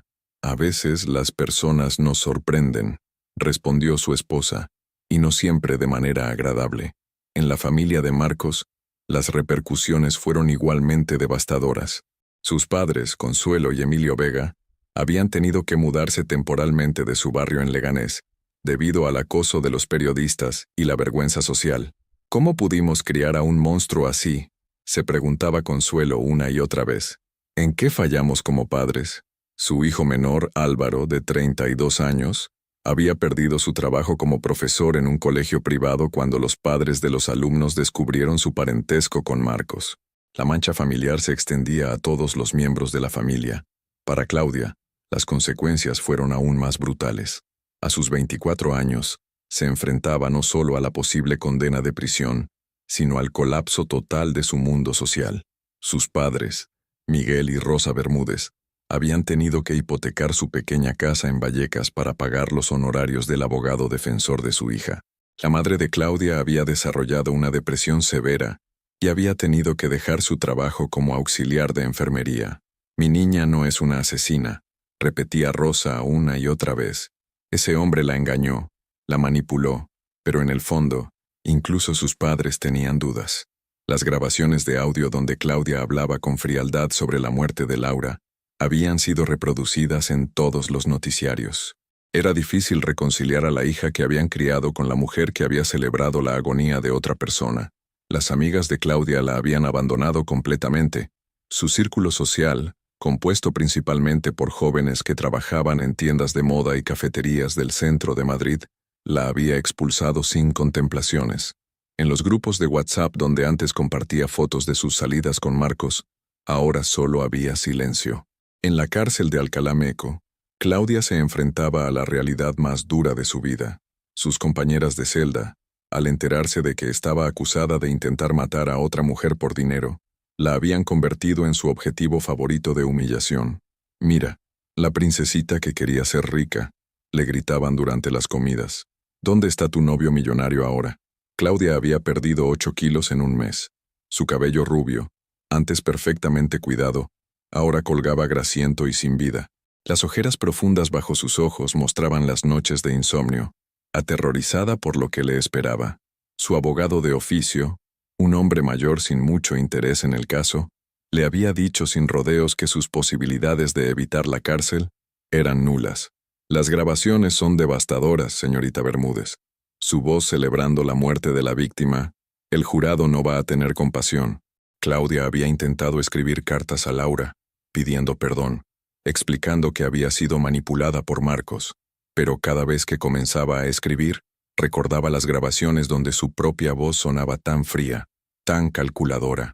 No había justificación posible para lo que había dicho, para lo que había sentido. Sus padres ya casi no la visitaban, no por falta de amor, sino porque cada visita significaba más humillación pública, más vecinos que lo señalaban y murmuraban.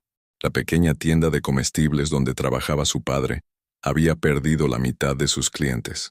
«Mi hija no es una asesina», repetía su madre a quien quisiera escuchar, pero cada vez sonaba menos convincente, incluso para ella misma. Mientras tanto, Marcos se comportaba de manera completamente diferente en la cárcel de Soto del Real. Había contratado al mejor abogado criminalista que el dinero podía comprar y se había declarado inocente de todos los cargos. Su estrategia defensiva se basaba en alegar que Laura había orquestado todo como una venganza elaborada por descubrir su infidelidad. Según su versión, las pruebas toxicológicas habían sido fabricadas, y Laura había adulterado ella misma sus propias medicinas para inculparlo. «Es una mujer despechada con conocimientos suficientes para planear esto», le decía a su abogado. «Ella es profesora, es inteligente, y tenía acceso a mi medicación tanto como yo a la suya». Su abogado, sin embargo, no era optimista. «Marcos, las pruebas en tu contra son abrumadoras. Las grabaciones, los testimonios médicos, los documentos del seguro de vida. Sería más conveniente negociar una reducción de condena a cambio de confesar». «No voy a confesar algo que no hice», insistía Marcos con la misma arrogancia que había mostrado durante años. Pero en la intimidad de su celda, especialmente durante las largas noches de insomnio, Marcos comenzaba a enfrentarse a una realidad que nunca había contemplado, que sus acciones tenían consecuencias reales, y que Laura había resultado ser mucho más formidable de lo que jamás había imaginado. En el instituto donde Laura trabajaba como profesora de literatura, sus colegas la recibieron con una mezcla de admiración y curiosidad morbosa cuando regresó después de 2 meses de baja médica. «Laura, no sabes cuánto nos alegramos de verte», le dijo Carmen, la directora. «Ha sido muy difícil ver tu nombre en los periódicos de esa manera». «Para mí también ha sido difícil», respondió Laura, «pero necesitaba volver a la normalidad, y este lugar siempre ha sido mi refugio». Sus alumnos de segundo de bachillerato la recibieron con un silencio respetuoso que gradualmente se transformó en el bullicio habitual de adolescentes. Para ellos, Laura se había convertido en una especie de heroína real, alguien que había luchado contra el mal y había ganado. Durante el recreo, se acercó Pilar, una de sus alumnas más brillantes. «Señorita Vega, ¿puedo preguntarle algo?» «Por supuesto, Pilar. ¿Cómo supo que tenía que luchar? Me refiero, ¿cómo encontró las fuerzas para hacer lo que hizo?» Laura consideró la pregunta cuidadosamente. «Sabes, Pilar, durante mucho tiempo creí que ser una buena esposa significaba aceptar todo en silencio. Pero luego me di cuenta de que hay una diferencia entre ser paciente y ser víctima, y decidí que no iba a ser víctima de nadie, ni siquiera de alguien a quien había amado. ¿Y no tiene miedo de estar sola ahora?» Laura sonrió, y por primera vez en meses, fue una sonrisa genuinamente feliz. Al principio sí tenía miedo, pero luego descubrí algo muy importante. Estar sola no es lo mismo que estar abandonada. Estar sola puede ser una elección, y a veces es la mejor elección que puedes hacer. Esa tarde, cuando Laura regresó a su casa en Pozuelo, su casa, ahora indiscutiblemente suya, se sentó en el jardín donde había plantado los rosales años atrás. Estaban floreciendo otra vez después del duro invierno. Había recibido varias invitaciones para salir de colegas y amigos que querían demostrarle su apoyo, pero esa noche solo quería estar en paz consigo misma. Sacó su teléfono móvil y marcó el número de Mireya. «¿Cómo te ha ido tu primer día de vuelta al trabajo?», preguntó su hermana. «Bien, diferente pero bien. Los chicos han sido muy respetuosos, y mis colegas, están siendo muy protectores conmigo. ¿Y cómo te sientes tú?». Laura miró los rosales, después la casa que había recuperado, finalmente el cielo que comenzaba a teñirse de naranja con el atardecer madrileño. «Me siento libre, Mireya. Por primera vez en años, me siento completamente libre». Y era cierto. A pesar del dolor, a pesar de la traición, a pesar de todo lo que había perdido y todo lo que había tenido que enfrentar, Laura Vega había encontrado algo que no había tenido en años: la posibilidad de construir una vida que fuera completamente suya. El juicio aún estaba pendiente, y habría más días difíciles por delante, pero por primera vez desde que había descubierto la traición de Marcos, Laura se sentía preparada para enfrentar cualquier cosa que el futuro pudiera traerle. Después de todo, había sobrevivido a lo peor que alguien podía hacerle. Lo que viniera después no podía ser más difícil que lo que ya había superado. 6 meses después del arresto, Los juzgados de Plaza de Castilla se convirtieron en el epicentro de uno de los casos criminales más seguidos de Madrid. La sala segunda de lo penal estaba abarrotada de periodistas, curiosos y familiares cuando comenzó el juicio contra Marcos Vega y Claudia Bermúdez. Laura entró en la sala acompañada de Mireya y Jimena Ruiz, vestida con un traje gris sobrio que proyectaba la seriedad y dignidad que había mantenido durante todo el proceso. Su aspecto contrastaba notablemente con el de los acusados. Marcos había perdido peso, y su habitual arrogancia había sido reemplazada por una nerviosidad evidente, mientras que Claudia parecía una sombra de la mujer segura que había sido meses atrás. El juez presidente, honorable magistrado Enrique Solana, un hombre de 60 años con una reputación implacable en casos de violencia de género, abrió la sesión. Se da inicio al juicio oral contra Marcos Vega Hernández, acusado de intento de homicidio con alevosía, y Claudia Bermúdez López, acusada de complicidad en intento de homicidio. Fiscal, puede comenzar su exposición inicial. La fiscal Carmen Mendizábal, una mujer de 45 años especializada en crímenes violentos, se levantó con una carpeta voluminosa de evidencias. Señorías, lo que vamos a demostrar durante este juicio es uno de los casos más calculados y despiadados de intento de asesinato que he visto en mis 20 años de carrera. Comenzó con voz firme. El acusado Marcos Vega planificó meticulosamente el asesinato de su esposa Laura Vega durante un periodo de 3 meses, utilizando veneno de acción lenta para simular una muerte natural y cobrar un seguro de vida millonario. La acusada Claudia Bermúdez no solo conocía este plan, sino que lo alentó activamente. La fiscal desplegó sobre la mesa las pruebas que se habían acumulado durante la investigación. Las pruebas son abrumadoras. Análisis toxicológicos que demuestran la presencia de digitoxina en niveles letales en los medicamentos de la víctima, grabaciones de audio donde los acusados celebran la muerte inminente de Laura, documentos que prueban la contratación del seguro de vida 6 meses antes del inicio del envenenamiento, y testimonios médicos que confirman que sin la intervención del Hospital La Paz, Laura Vega habría muerto en cuestión de semanas. El abogado defensor de Marcos, un criminalista caro llamado Alfonso Ruiz Gallardo, intentó inmediatamente sembrar dudas. Señorías, mi cliente es víctima de una conspiración elaborada por una mujer despechada que descubrió su infidelidad y decidió vengarse de la manera más cruel posible. Laura Vega, con conocimientos suficientes y acceso a medicamentos, orquestó esta farsa para destruir a mi cliente. Un murmullo de indignación recorrió la sala. Laura mantuvo la compostura, pero Mireya apretó su mano con fuerza. El primer día del juicio se centró en las pruebas técnicas. El doctor Mendoza testificó durante 2 horas sobre el estado de Laura, cuando llegó al hospital, y los hallazgos posteriores. La paciente presentaba todos los síntomas clásicos de intoxicación por digitoxina, explicó. Arritmias cardíacas severas, náuseas crónicas, confusión mental intermitente. Cuando analizamos sus medicamentos habituales, encontramos que alguien había sustituido sus pastillas para la hipertensión con comprimidos que contenían dosis letales de este glucósido cardíaco. Doctor, preguntó la fiscal, ¿habría muerto Laura Vega si hubiera continuado tomando esos medicamentos? Sin ninguna duda. En 2 o 3 semanas más, habría sufrido un paro cardíaco irreversible. ¿Y habría sido posible detectar el envenenamiento en una autopsia rutinaria? Muy difícil. La digitoxina se metaboliza rápidamente y sus síntomas imitan perfectamente un fallo cardíaco natural, especialmente en una paciente con antecedentes de hipertensión. El segundo día, la doctora Beatriz Herrera del Laboratorio de Toxicología presentó el análisis detallado de las pastillas. Encontramos que aproximadamente el 60% de las pastillas en el frasco habían sido sustituidas por comprimidos artesanales que contenían digitoxina pura, testificó. La cantidad era tan precisa que sugiere conocimiento farmacológico o consulta con alguien que tuviera esos conocimientos. La fiscal mostró al jurado las fotografías de las pastillas originales y las falsificadas.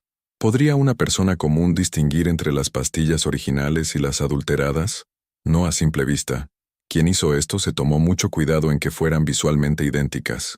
El tercer día fue devastador para los acusados. La fiscal reprodujo las grabaciones de audio que Íñigo Salvatierra había obtenido durante su investigación. La voz de Claudia resonó por toda la sala. Cuanto antes termine esto, más pronto vivimos de verdad. Ella ya está al final, Marcos. Seguida de la respuesta de Marcos. El seguro está todo arreglado. 1.000.000 de euros, amor. Y las propiedades valen otro 1.000.000 más. Seremos libres y ricos. El silencio en la sala era sepulcral. Varios miembros del jurado miraron a los acusados con expresiones de disgusto evidente. Cuando Claudia escuchó su propia voz, se desplomó en su silla y comenzó a sollozar. Su abogado de oficio, claramente superado por la situación, intentó objetar. Señoría, estas grabaciones podrían haber sido manipuladas. ¿Tiene pruebas de esa manipulación?, preguntó el juez secamente. No, señoría, pero... Entonces la objeción es denegada. El cuarto día llegó el momento más esperado, el testimonio de Laura. Cuando se dirigió al estrado, toda la sala guardó silencio. Vestía un traje azul marino y llevaba el cabello recogido en un moño sencillo. Su aspecto era el de una mujer que había sobrevivido a lo impensable y había salido fortalecida. Señora Vega, comenzó la fiscal, cuéntenos cómo comenzó a sospechar que alguien estaba alterando sus medicamentos. Laura habló con voz clara y firme, relatando los meses de síntomas extraños, la actitud repentinamente cuidadosa de Marcos, y finalmente, la humillación en el hospital que la había llevado a cuestionar todo. ¿En algún momento sospechó que su esposo pudiera estar intentando matarla? No inmediatamente. Durante 8 años de matrimonio, Marcos nunca había mostrado violencia física. Pero cuando empecé a conectar su comportamiento con mis síntomas, con el seguro de vida que había contratado, con la presencia constante de Claudia en nuestras vidas, todo comenzó a tener sentido. ¿Cómo se sintió cuando descubrió la verdad? Laura miró directamente a Marcos, quien evitó su mirada. Me sentí traicionada de una manera que no creía posible. No solo me habían sido infiel, habían intentado asesinarme lentamente. Y lo que más me dolió fue darme cuenta de que para ellos, yo era simplemente un obstáculo que había que eliminar. El abogado de Marcos intentó desacreditar su testimonio durante el contrainterrogatorio. Señora Vega, ¿no es cierto que usted orquestó todo esto como venganza por descubrir la infidelidad de su marido? No, eso es completamente falso. ¿No es cierto que usted tiene conocimientos de química por su formación como profesora? Soy profesora de literatura, no de química o farmacología, pero tuvo acceso a los medicamentos de su marido tanto como él a los suyos. Sí, pero yo no tenía motivos para matarlo. Él sí tenía motivos para matarme. Un seguro de vida millonario y una amante que esperaba heredar mi fortuna. El contrainterrogatorio fue un fracaso total para la defensa. Laura mantuvo la calma y respondió cada pregunta con precisión, sin dejarse intimidar. El quinto día, Marcos decidió testificar en su propia defensa, contra el consejo de su abogado. Fue una decisión catastrófica. Señor Vega, preguntó su abogado, ¿mató usted o intentó matar a su esposa? Por supuesto que no. Todo esto es una elaborada venganza de Laura. Ella descubrió mi relación con Claudia y decidió destruirme. ¿Cómo explica las grabaciones donde se le escucha hablar sobre el seguro de vida y la muerte de su esposa? Esas conversaciones han sido sacadas de contexto. Claudia y yo estábamos hablando hipotéticamente sobre lo que pasaría si Laura moría por su enfermedad natural. Fue entonces cuando la fiscal tomó el control del interrogatorio. Señor Vega, ¿considera usted hipotética la frase, cuanto antes termine esto, más pronto vivimos de verdad? Eso se refería a... ¿Se refería a qué, exactamente? ¿A acelerar la muerte natural de su esposa? No, yo no dije eso. ¿Niega usted haber contratado un seguro de vida por 1.000.000 de euros para su esposa, 6 meses antes de que comenzaran sus síntomas? El seguro era una precaución normal. ¿Una precaución contra qué? Su esposa tenía 34 años y gozaba de buena salud, hasta que comenzó a tomar las medicinas que usted le preparaba. Marcos comenzó a sudar visiblemente. ¿Niega haber tenido acceso exclusivo a los medicamentos de su esposa durante los 3 meses en que fue envenenada? Laura también tenía acceso. Pero ¿quién insistía en prepararle las pastillas cada mañana? ¿Quién se había convertido repentinamente en el esposo más atento del mundo después de 8 años de desinterés? Marcos no pudo responder. Su coartada se desmoronó completamente bajo el peso de las preguntas precisas de la fiscal.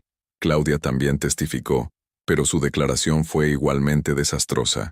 Entre lágrimas, intentó culpar a Marcos de todo. Él me dijo que Laura tenía una enfermedad terminal. Sollozó.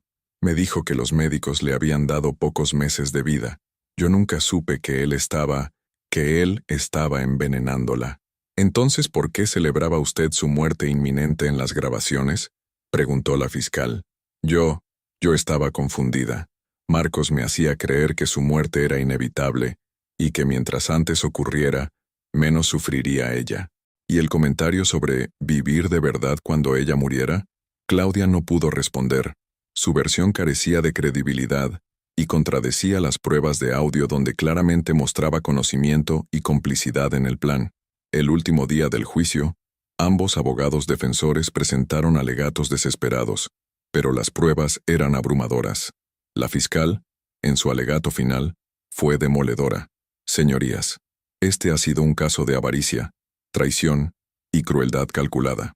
Marcos Vega intentó asesinar a su esposa de la manera más cobarde posible, envenenándola lentamente mientras fingía cuidarla. Claudia Bermúdez no solo conocía este plan, sino que lo alentó activamente. Ambos celebraron la agonía de una mujer inocente, mientras planeaban gastar el dinero de su muerte. El jurado se retiró a deliberar durante 6 horas. Cuando regresaron, su veredicto fue unánime. Culpable de intento de homicidio con alevosía para Marcos Vega. Culpable de complicidad en intento de homicidio para Claudia Bermúdez. El juez Solana pronunció las sentencias sin vacilar. Marcos Vega Hernández es condenado a 18 años de prisión. Claudia Bermúdez López es condenada a 10 años de prisión. Además, ambos deberán pagar una indemnización conjunta de 500.000 euros a la víctima por daños morales y físicos. Cuando se leyó la sentencia, Claudia se desplomó completamente, mientras Marcos permanecía inmóvil, como si no pudiera procesar lo que acababa de escuchar. Laura, sentada en la primera fila, sintió un peso enorme levantarse de sus hombros. No era alegría lo que sentía, sino un profundo alivio. La justicia había prevalecido. Mientras los condenados eran esposados y llevados de vuelta a prisión, Marcos miró una última vez hacia Laura. En sus ojos ya no había arrogancia ni manipulación. Solo había la realización devastadora de que había perdido absolutamente todo, y que la mujer a quien había intentado destruir había resultado ser infinitamente más fuerte que él. Laura salió del juzgado bajo la luz del sol madrileño, sabiendo que finalmente podía cerrar este capítulo de su vida y comenzar verdaderamente de nuevo. Un año después del juicio, Laura Vega caminaba por los pasillos del Instituto Ramón y Cajal, con una confianza que no había tenido en años. Era viernes por la tarde, y acababa de terminar su última clase de literatura del curso. Sus alumnos la habían despedido con aplausos espontáneos, algo que había comenzado a ocurrir con frecuencia desde que se había corrido la voz de que la profesora que venció al veneno había sido promocionada a jefa del departamento de literatura.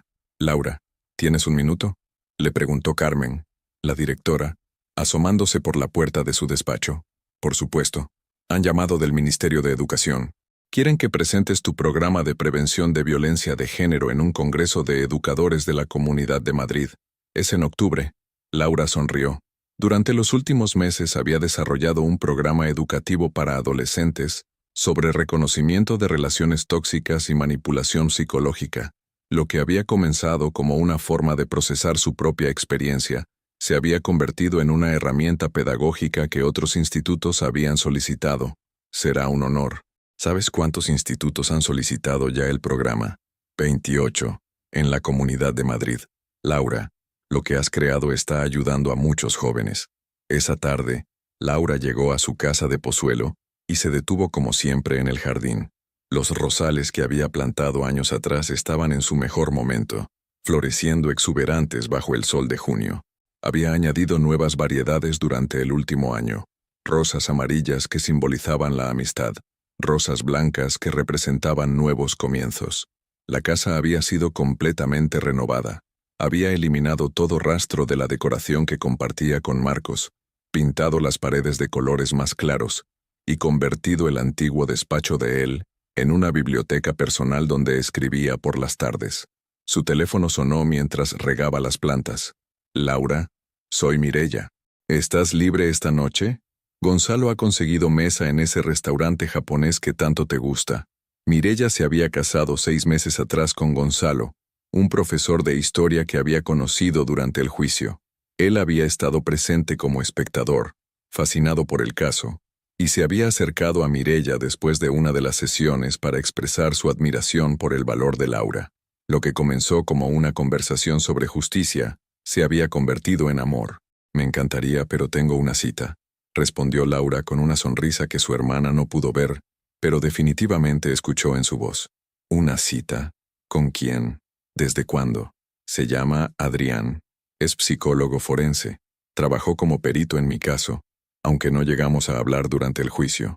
Nos conocimos el mes pasado en una conferencia sobre trauma y resiliencia. Mireya prácticamente gritó de emoción. Laura, ¿por qué no me habías dicho nada? Porque quería estar segura de que esto es real, no un rebote emocional, y porque quería asegurarme de que puedo confiar otra vez en mi propio juicio sobre las personas. ¿Y puedes? Laura miró hacia la ventana de su sala, donde había colgado un pequeño cuadro que había pintado ella misma. Era un autorretrato, pero no se parecía en nada a la mujer tímida y complaciente que había sido durante años.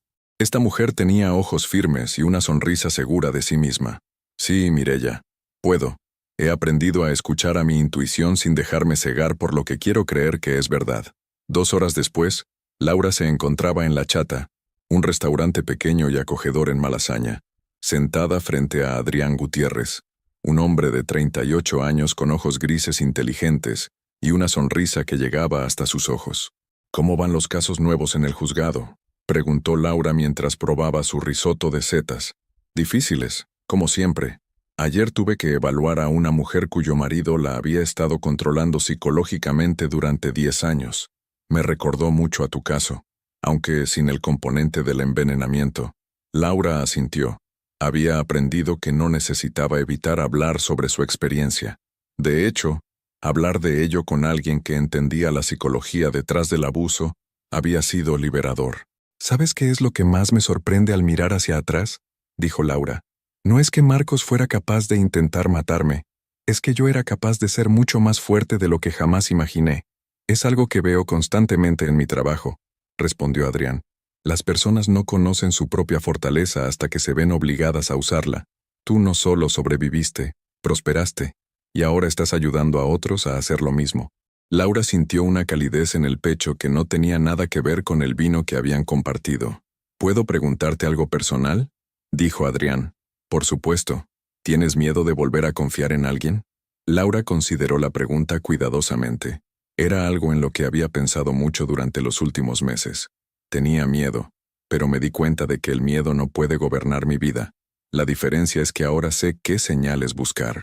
Sé reconocer la manipulación, el control disfrazado de cuidado, las mentiras envueltas en palabras bonitas. ¿Y qué señales ves cuando me miras a mí? Laura sonrió. Veo a alguien que me hace preguntas directas en lugar de decirme lo que cree que quiero escuchar. Veo a alguien que respeta mis límites sin que tenga que explicárselos. Y veo a alguien que se interesa por mi trabajo y mis logros, no solo por mi aspecto o lo que puedo hacer por él. Adrián extendió su mano sobre la mesa y Laura la tomó sin vacilar. Laura, me gustaría conocerte mejor, sin prisas, sin presiones, solo conocerte. Me gustaría eso también. Mientras Laura disfrutaba de su nueva vida, muy lejos de allí, en la cárcel de Soto del Real, Marcos Vega pasaba su tiempo de manera muy diferente.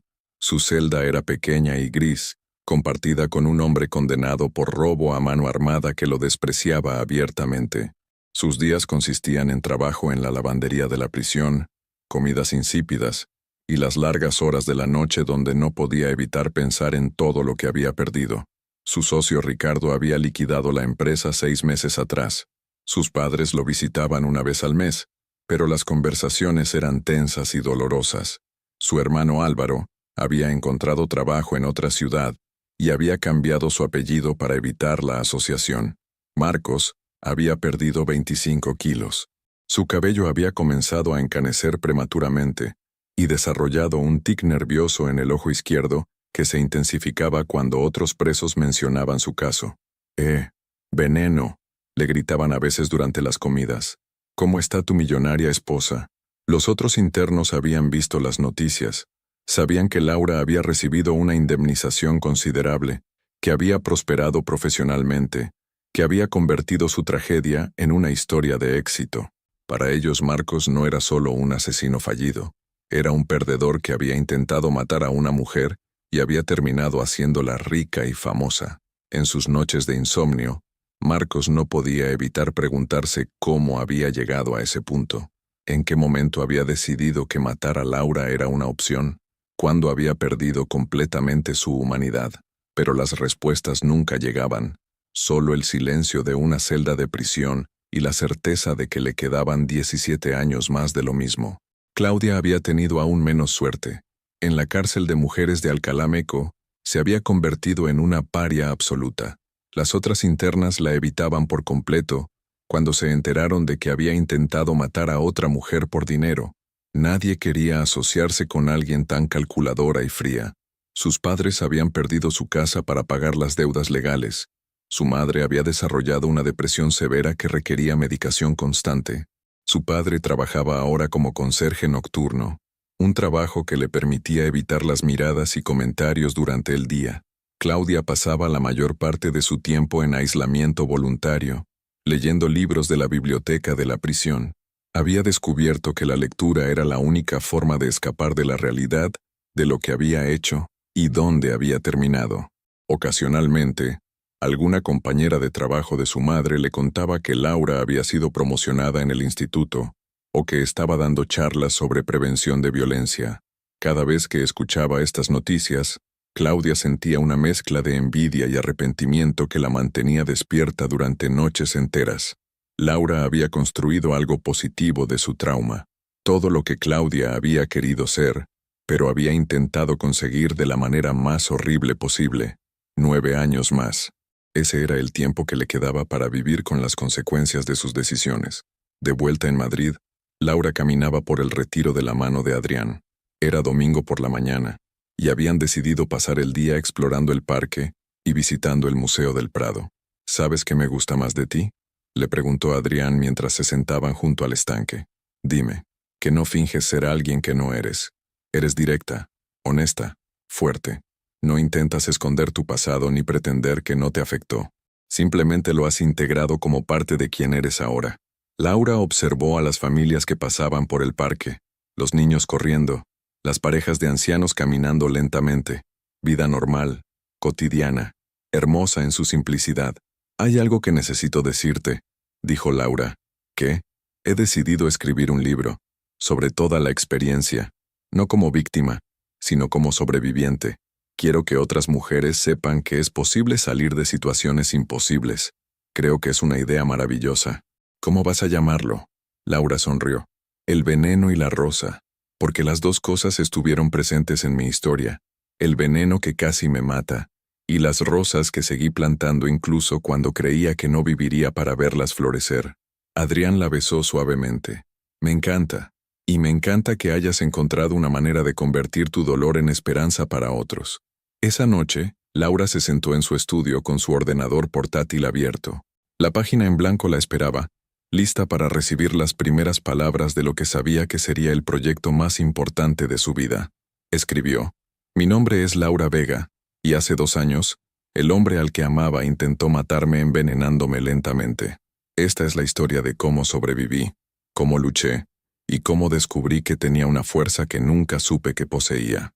Pero más que eso, es la historia de cómo una mujer puede perderlo todo y aún así encontrar la manera de ganar algo mucho más valioso: su libertad, su dignidad y su futuro.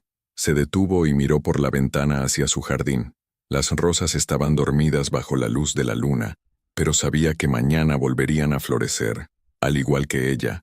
Laura Vega había comenzado esta historia como víctima, pero la terminaría como algo mucho más poderoso, como una mujer que había tomado control total de su propia narrativa, y esa era la victoria más dulce de todas. En su última entrada de diario esa noche, Laura escribió: Hoy me di cuenta de algo importante. Durante años, Viví mi vida esperando que otros me dieran valor, esperanza, amor. Esperaba que Marcos me hiciera feliz, que me diera propósito, que me completara. Cuando descubrí que había intentado matarme, al principio pensé que había perdido todo, pero en realidad fue cuando comencé a encontrarlo todo.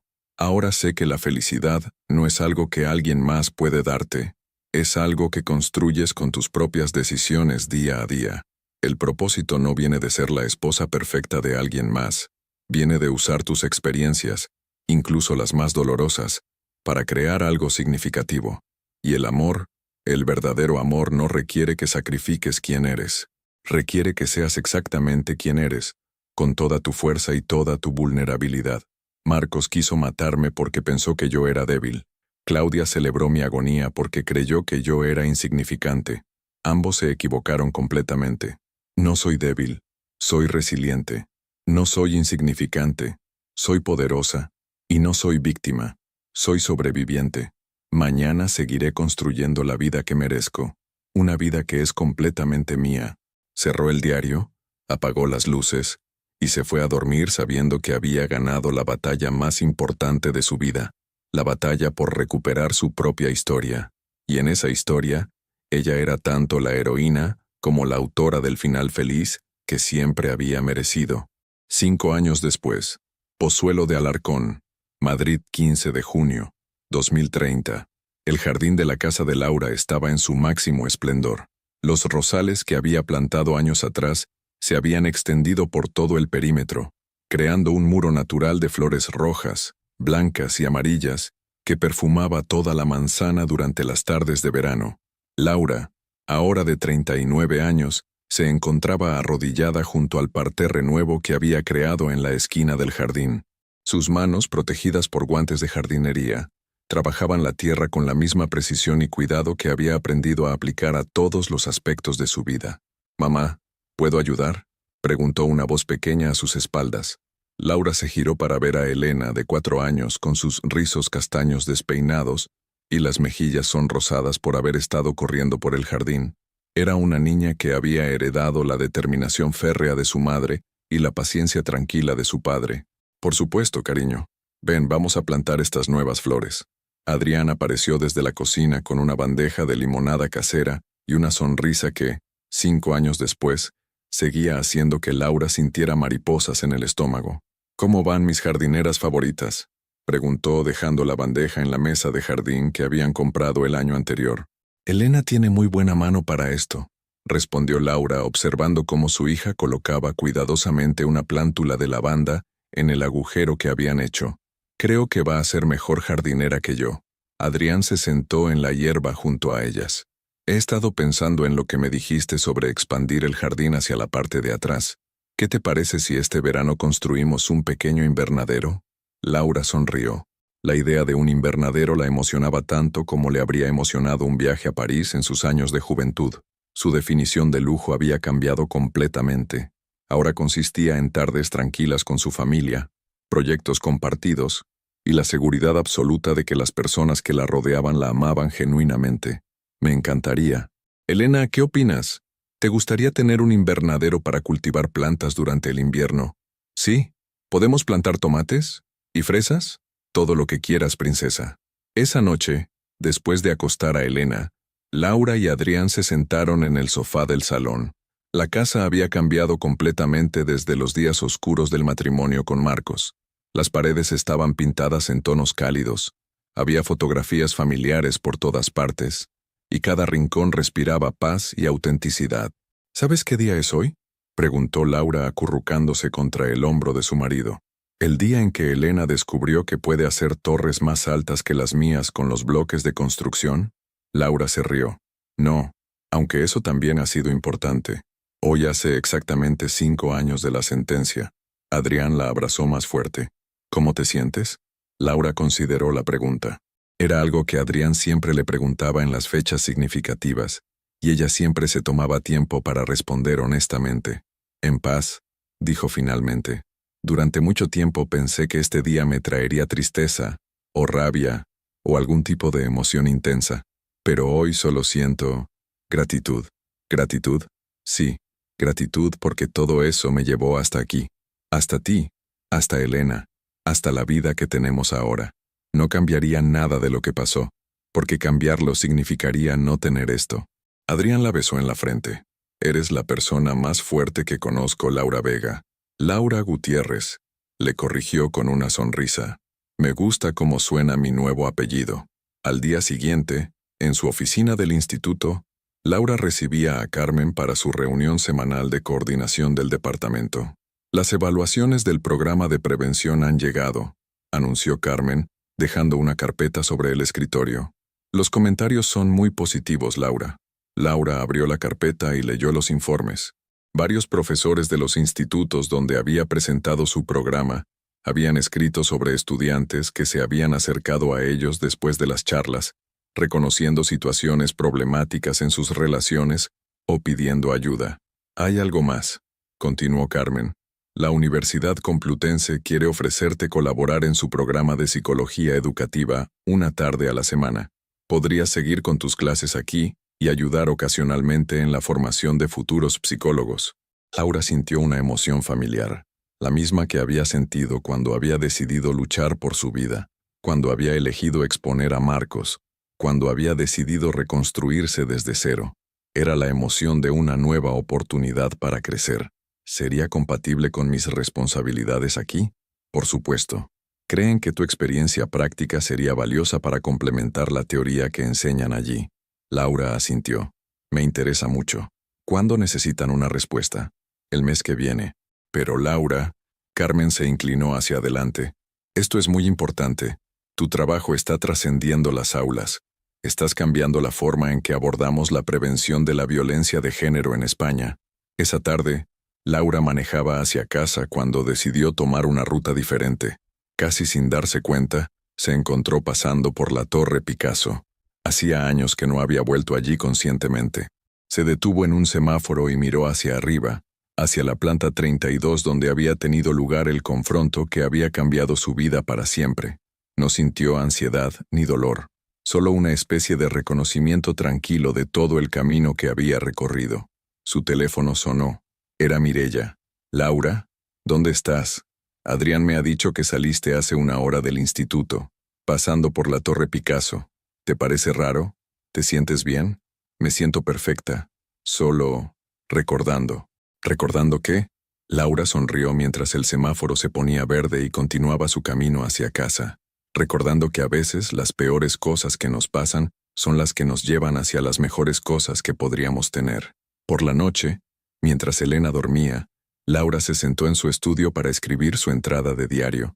Era una costumbre que había mantenido durante todos estos años, un ritual que la ayudaba a procesar sus emociones y mantener la perspectiva. 15 de junio, 2030.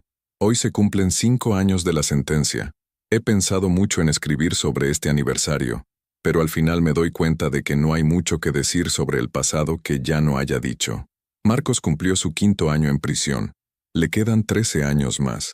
A veces me pregunto si habrá aprendido algo, si habrá desarrollado algún tipo de remordimiento real, pero después me doy cuenta de que ya no importa. Su arrepentimiento o falta de él no afecta para nada mi vida. Claudia fue trasladada a otra cárcel el año pasado. No sé nada más de ella y está bien así. Su historia terminó siendo olvidada, como corresponde. Lo que sí importa es lo que he construido. Elena cumplirá 5 años en agosto. Es una niña curiosa, empática, fuerte. Adrián y yo estamos considerando tener otro hijo. La idea me llena de alegría de una manera que nunca pensé que sería posible. La colaboración con la Universidad Complutense es emocionante. Significa que puedo compartir mi experiencia con futuros psicólogos, ayudarlos a entender mejor cómo detectar y prevenir situaciones de abuso. Pero lo más importante de todo es que hoy, mientras plantaba flores con mi hija y planificaba el futuro con mi marido, me di cuenta de que ya no me defino por lo que me pasó. Me defino por lo que elegí hacer después. Elegí luchar, elegí reconstruirme, elegí amar de nuevo, elegí confiar de nuevo, elegí ser feliz. Y todas esas elecciones me han llevado a una vida que es más rica, más auténtica y más hermosa de lo que jamás imaginé posible. Marcos quiso matarme porque pensó que yo no valía nada. pero resulta que valgo todo. Valgo mi propia felicidad, valgo el amor de mi familia, valgo la diferencia que estoy haciendo en el mundo. Y eso, después de todo, es la victoria más completa que alguien puede tener. Construir una vida tan plena que hace que los intentos de destruirte parezcan insignificantes en comparación. Mañana empezará un nuevo día, con nuevas posibilidades, nuevas alegrías, nuevos proyectos. Y lo afrontaré con la confianza absoluta de que soy exactamente dónde y quién se supone que debo ser. La historia que comenzó con veneno termina con flores. Y de todas las historias que podría haber tenido, esta es exactamente la que habría elegido. Laura cerró el diario y se dirigió al dormitorio donde Adrián la esperaba leyendo. Se acurrucó junto a él, escuchó la respiración tranquila de Elena desde su habitación y sintió esa paz profunda que solo viene de saber que estás viviendo la vida que realmente mereces. Afuera, en el jardín, las rosas dormían bajo las estrellas, preparándose para florecer de nuevo con el amanecer, al igual que Laura había hecho cada día durante los últimos 5 años, al igual que seguiría haciendo durante todos los años que estaban por venir. Fin. ¿Cuál crees que fue la verdadera victoria de Laura? ¿Exponer a Marcos públicamente o construir una nueva vida feliz 5 años después?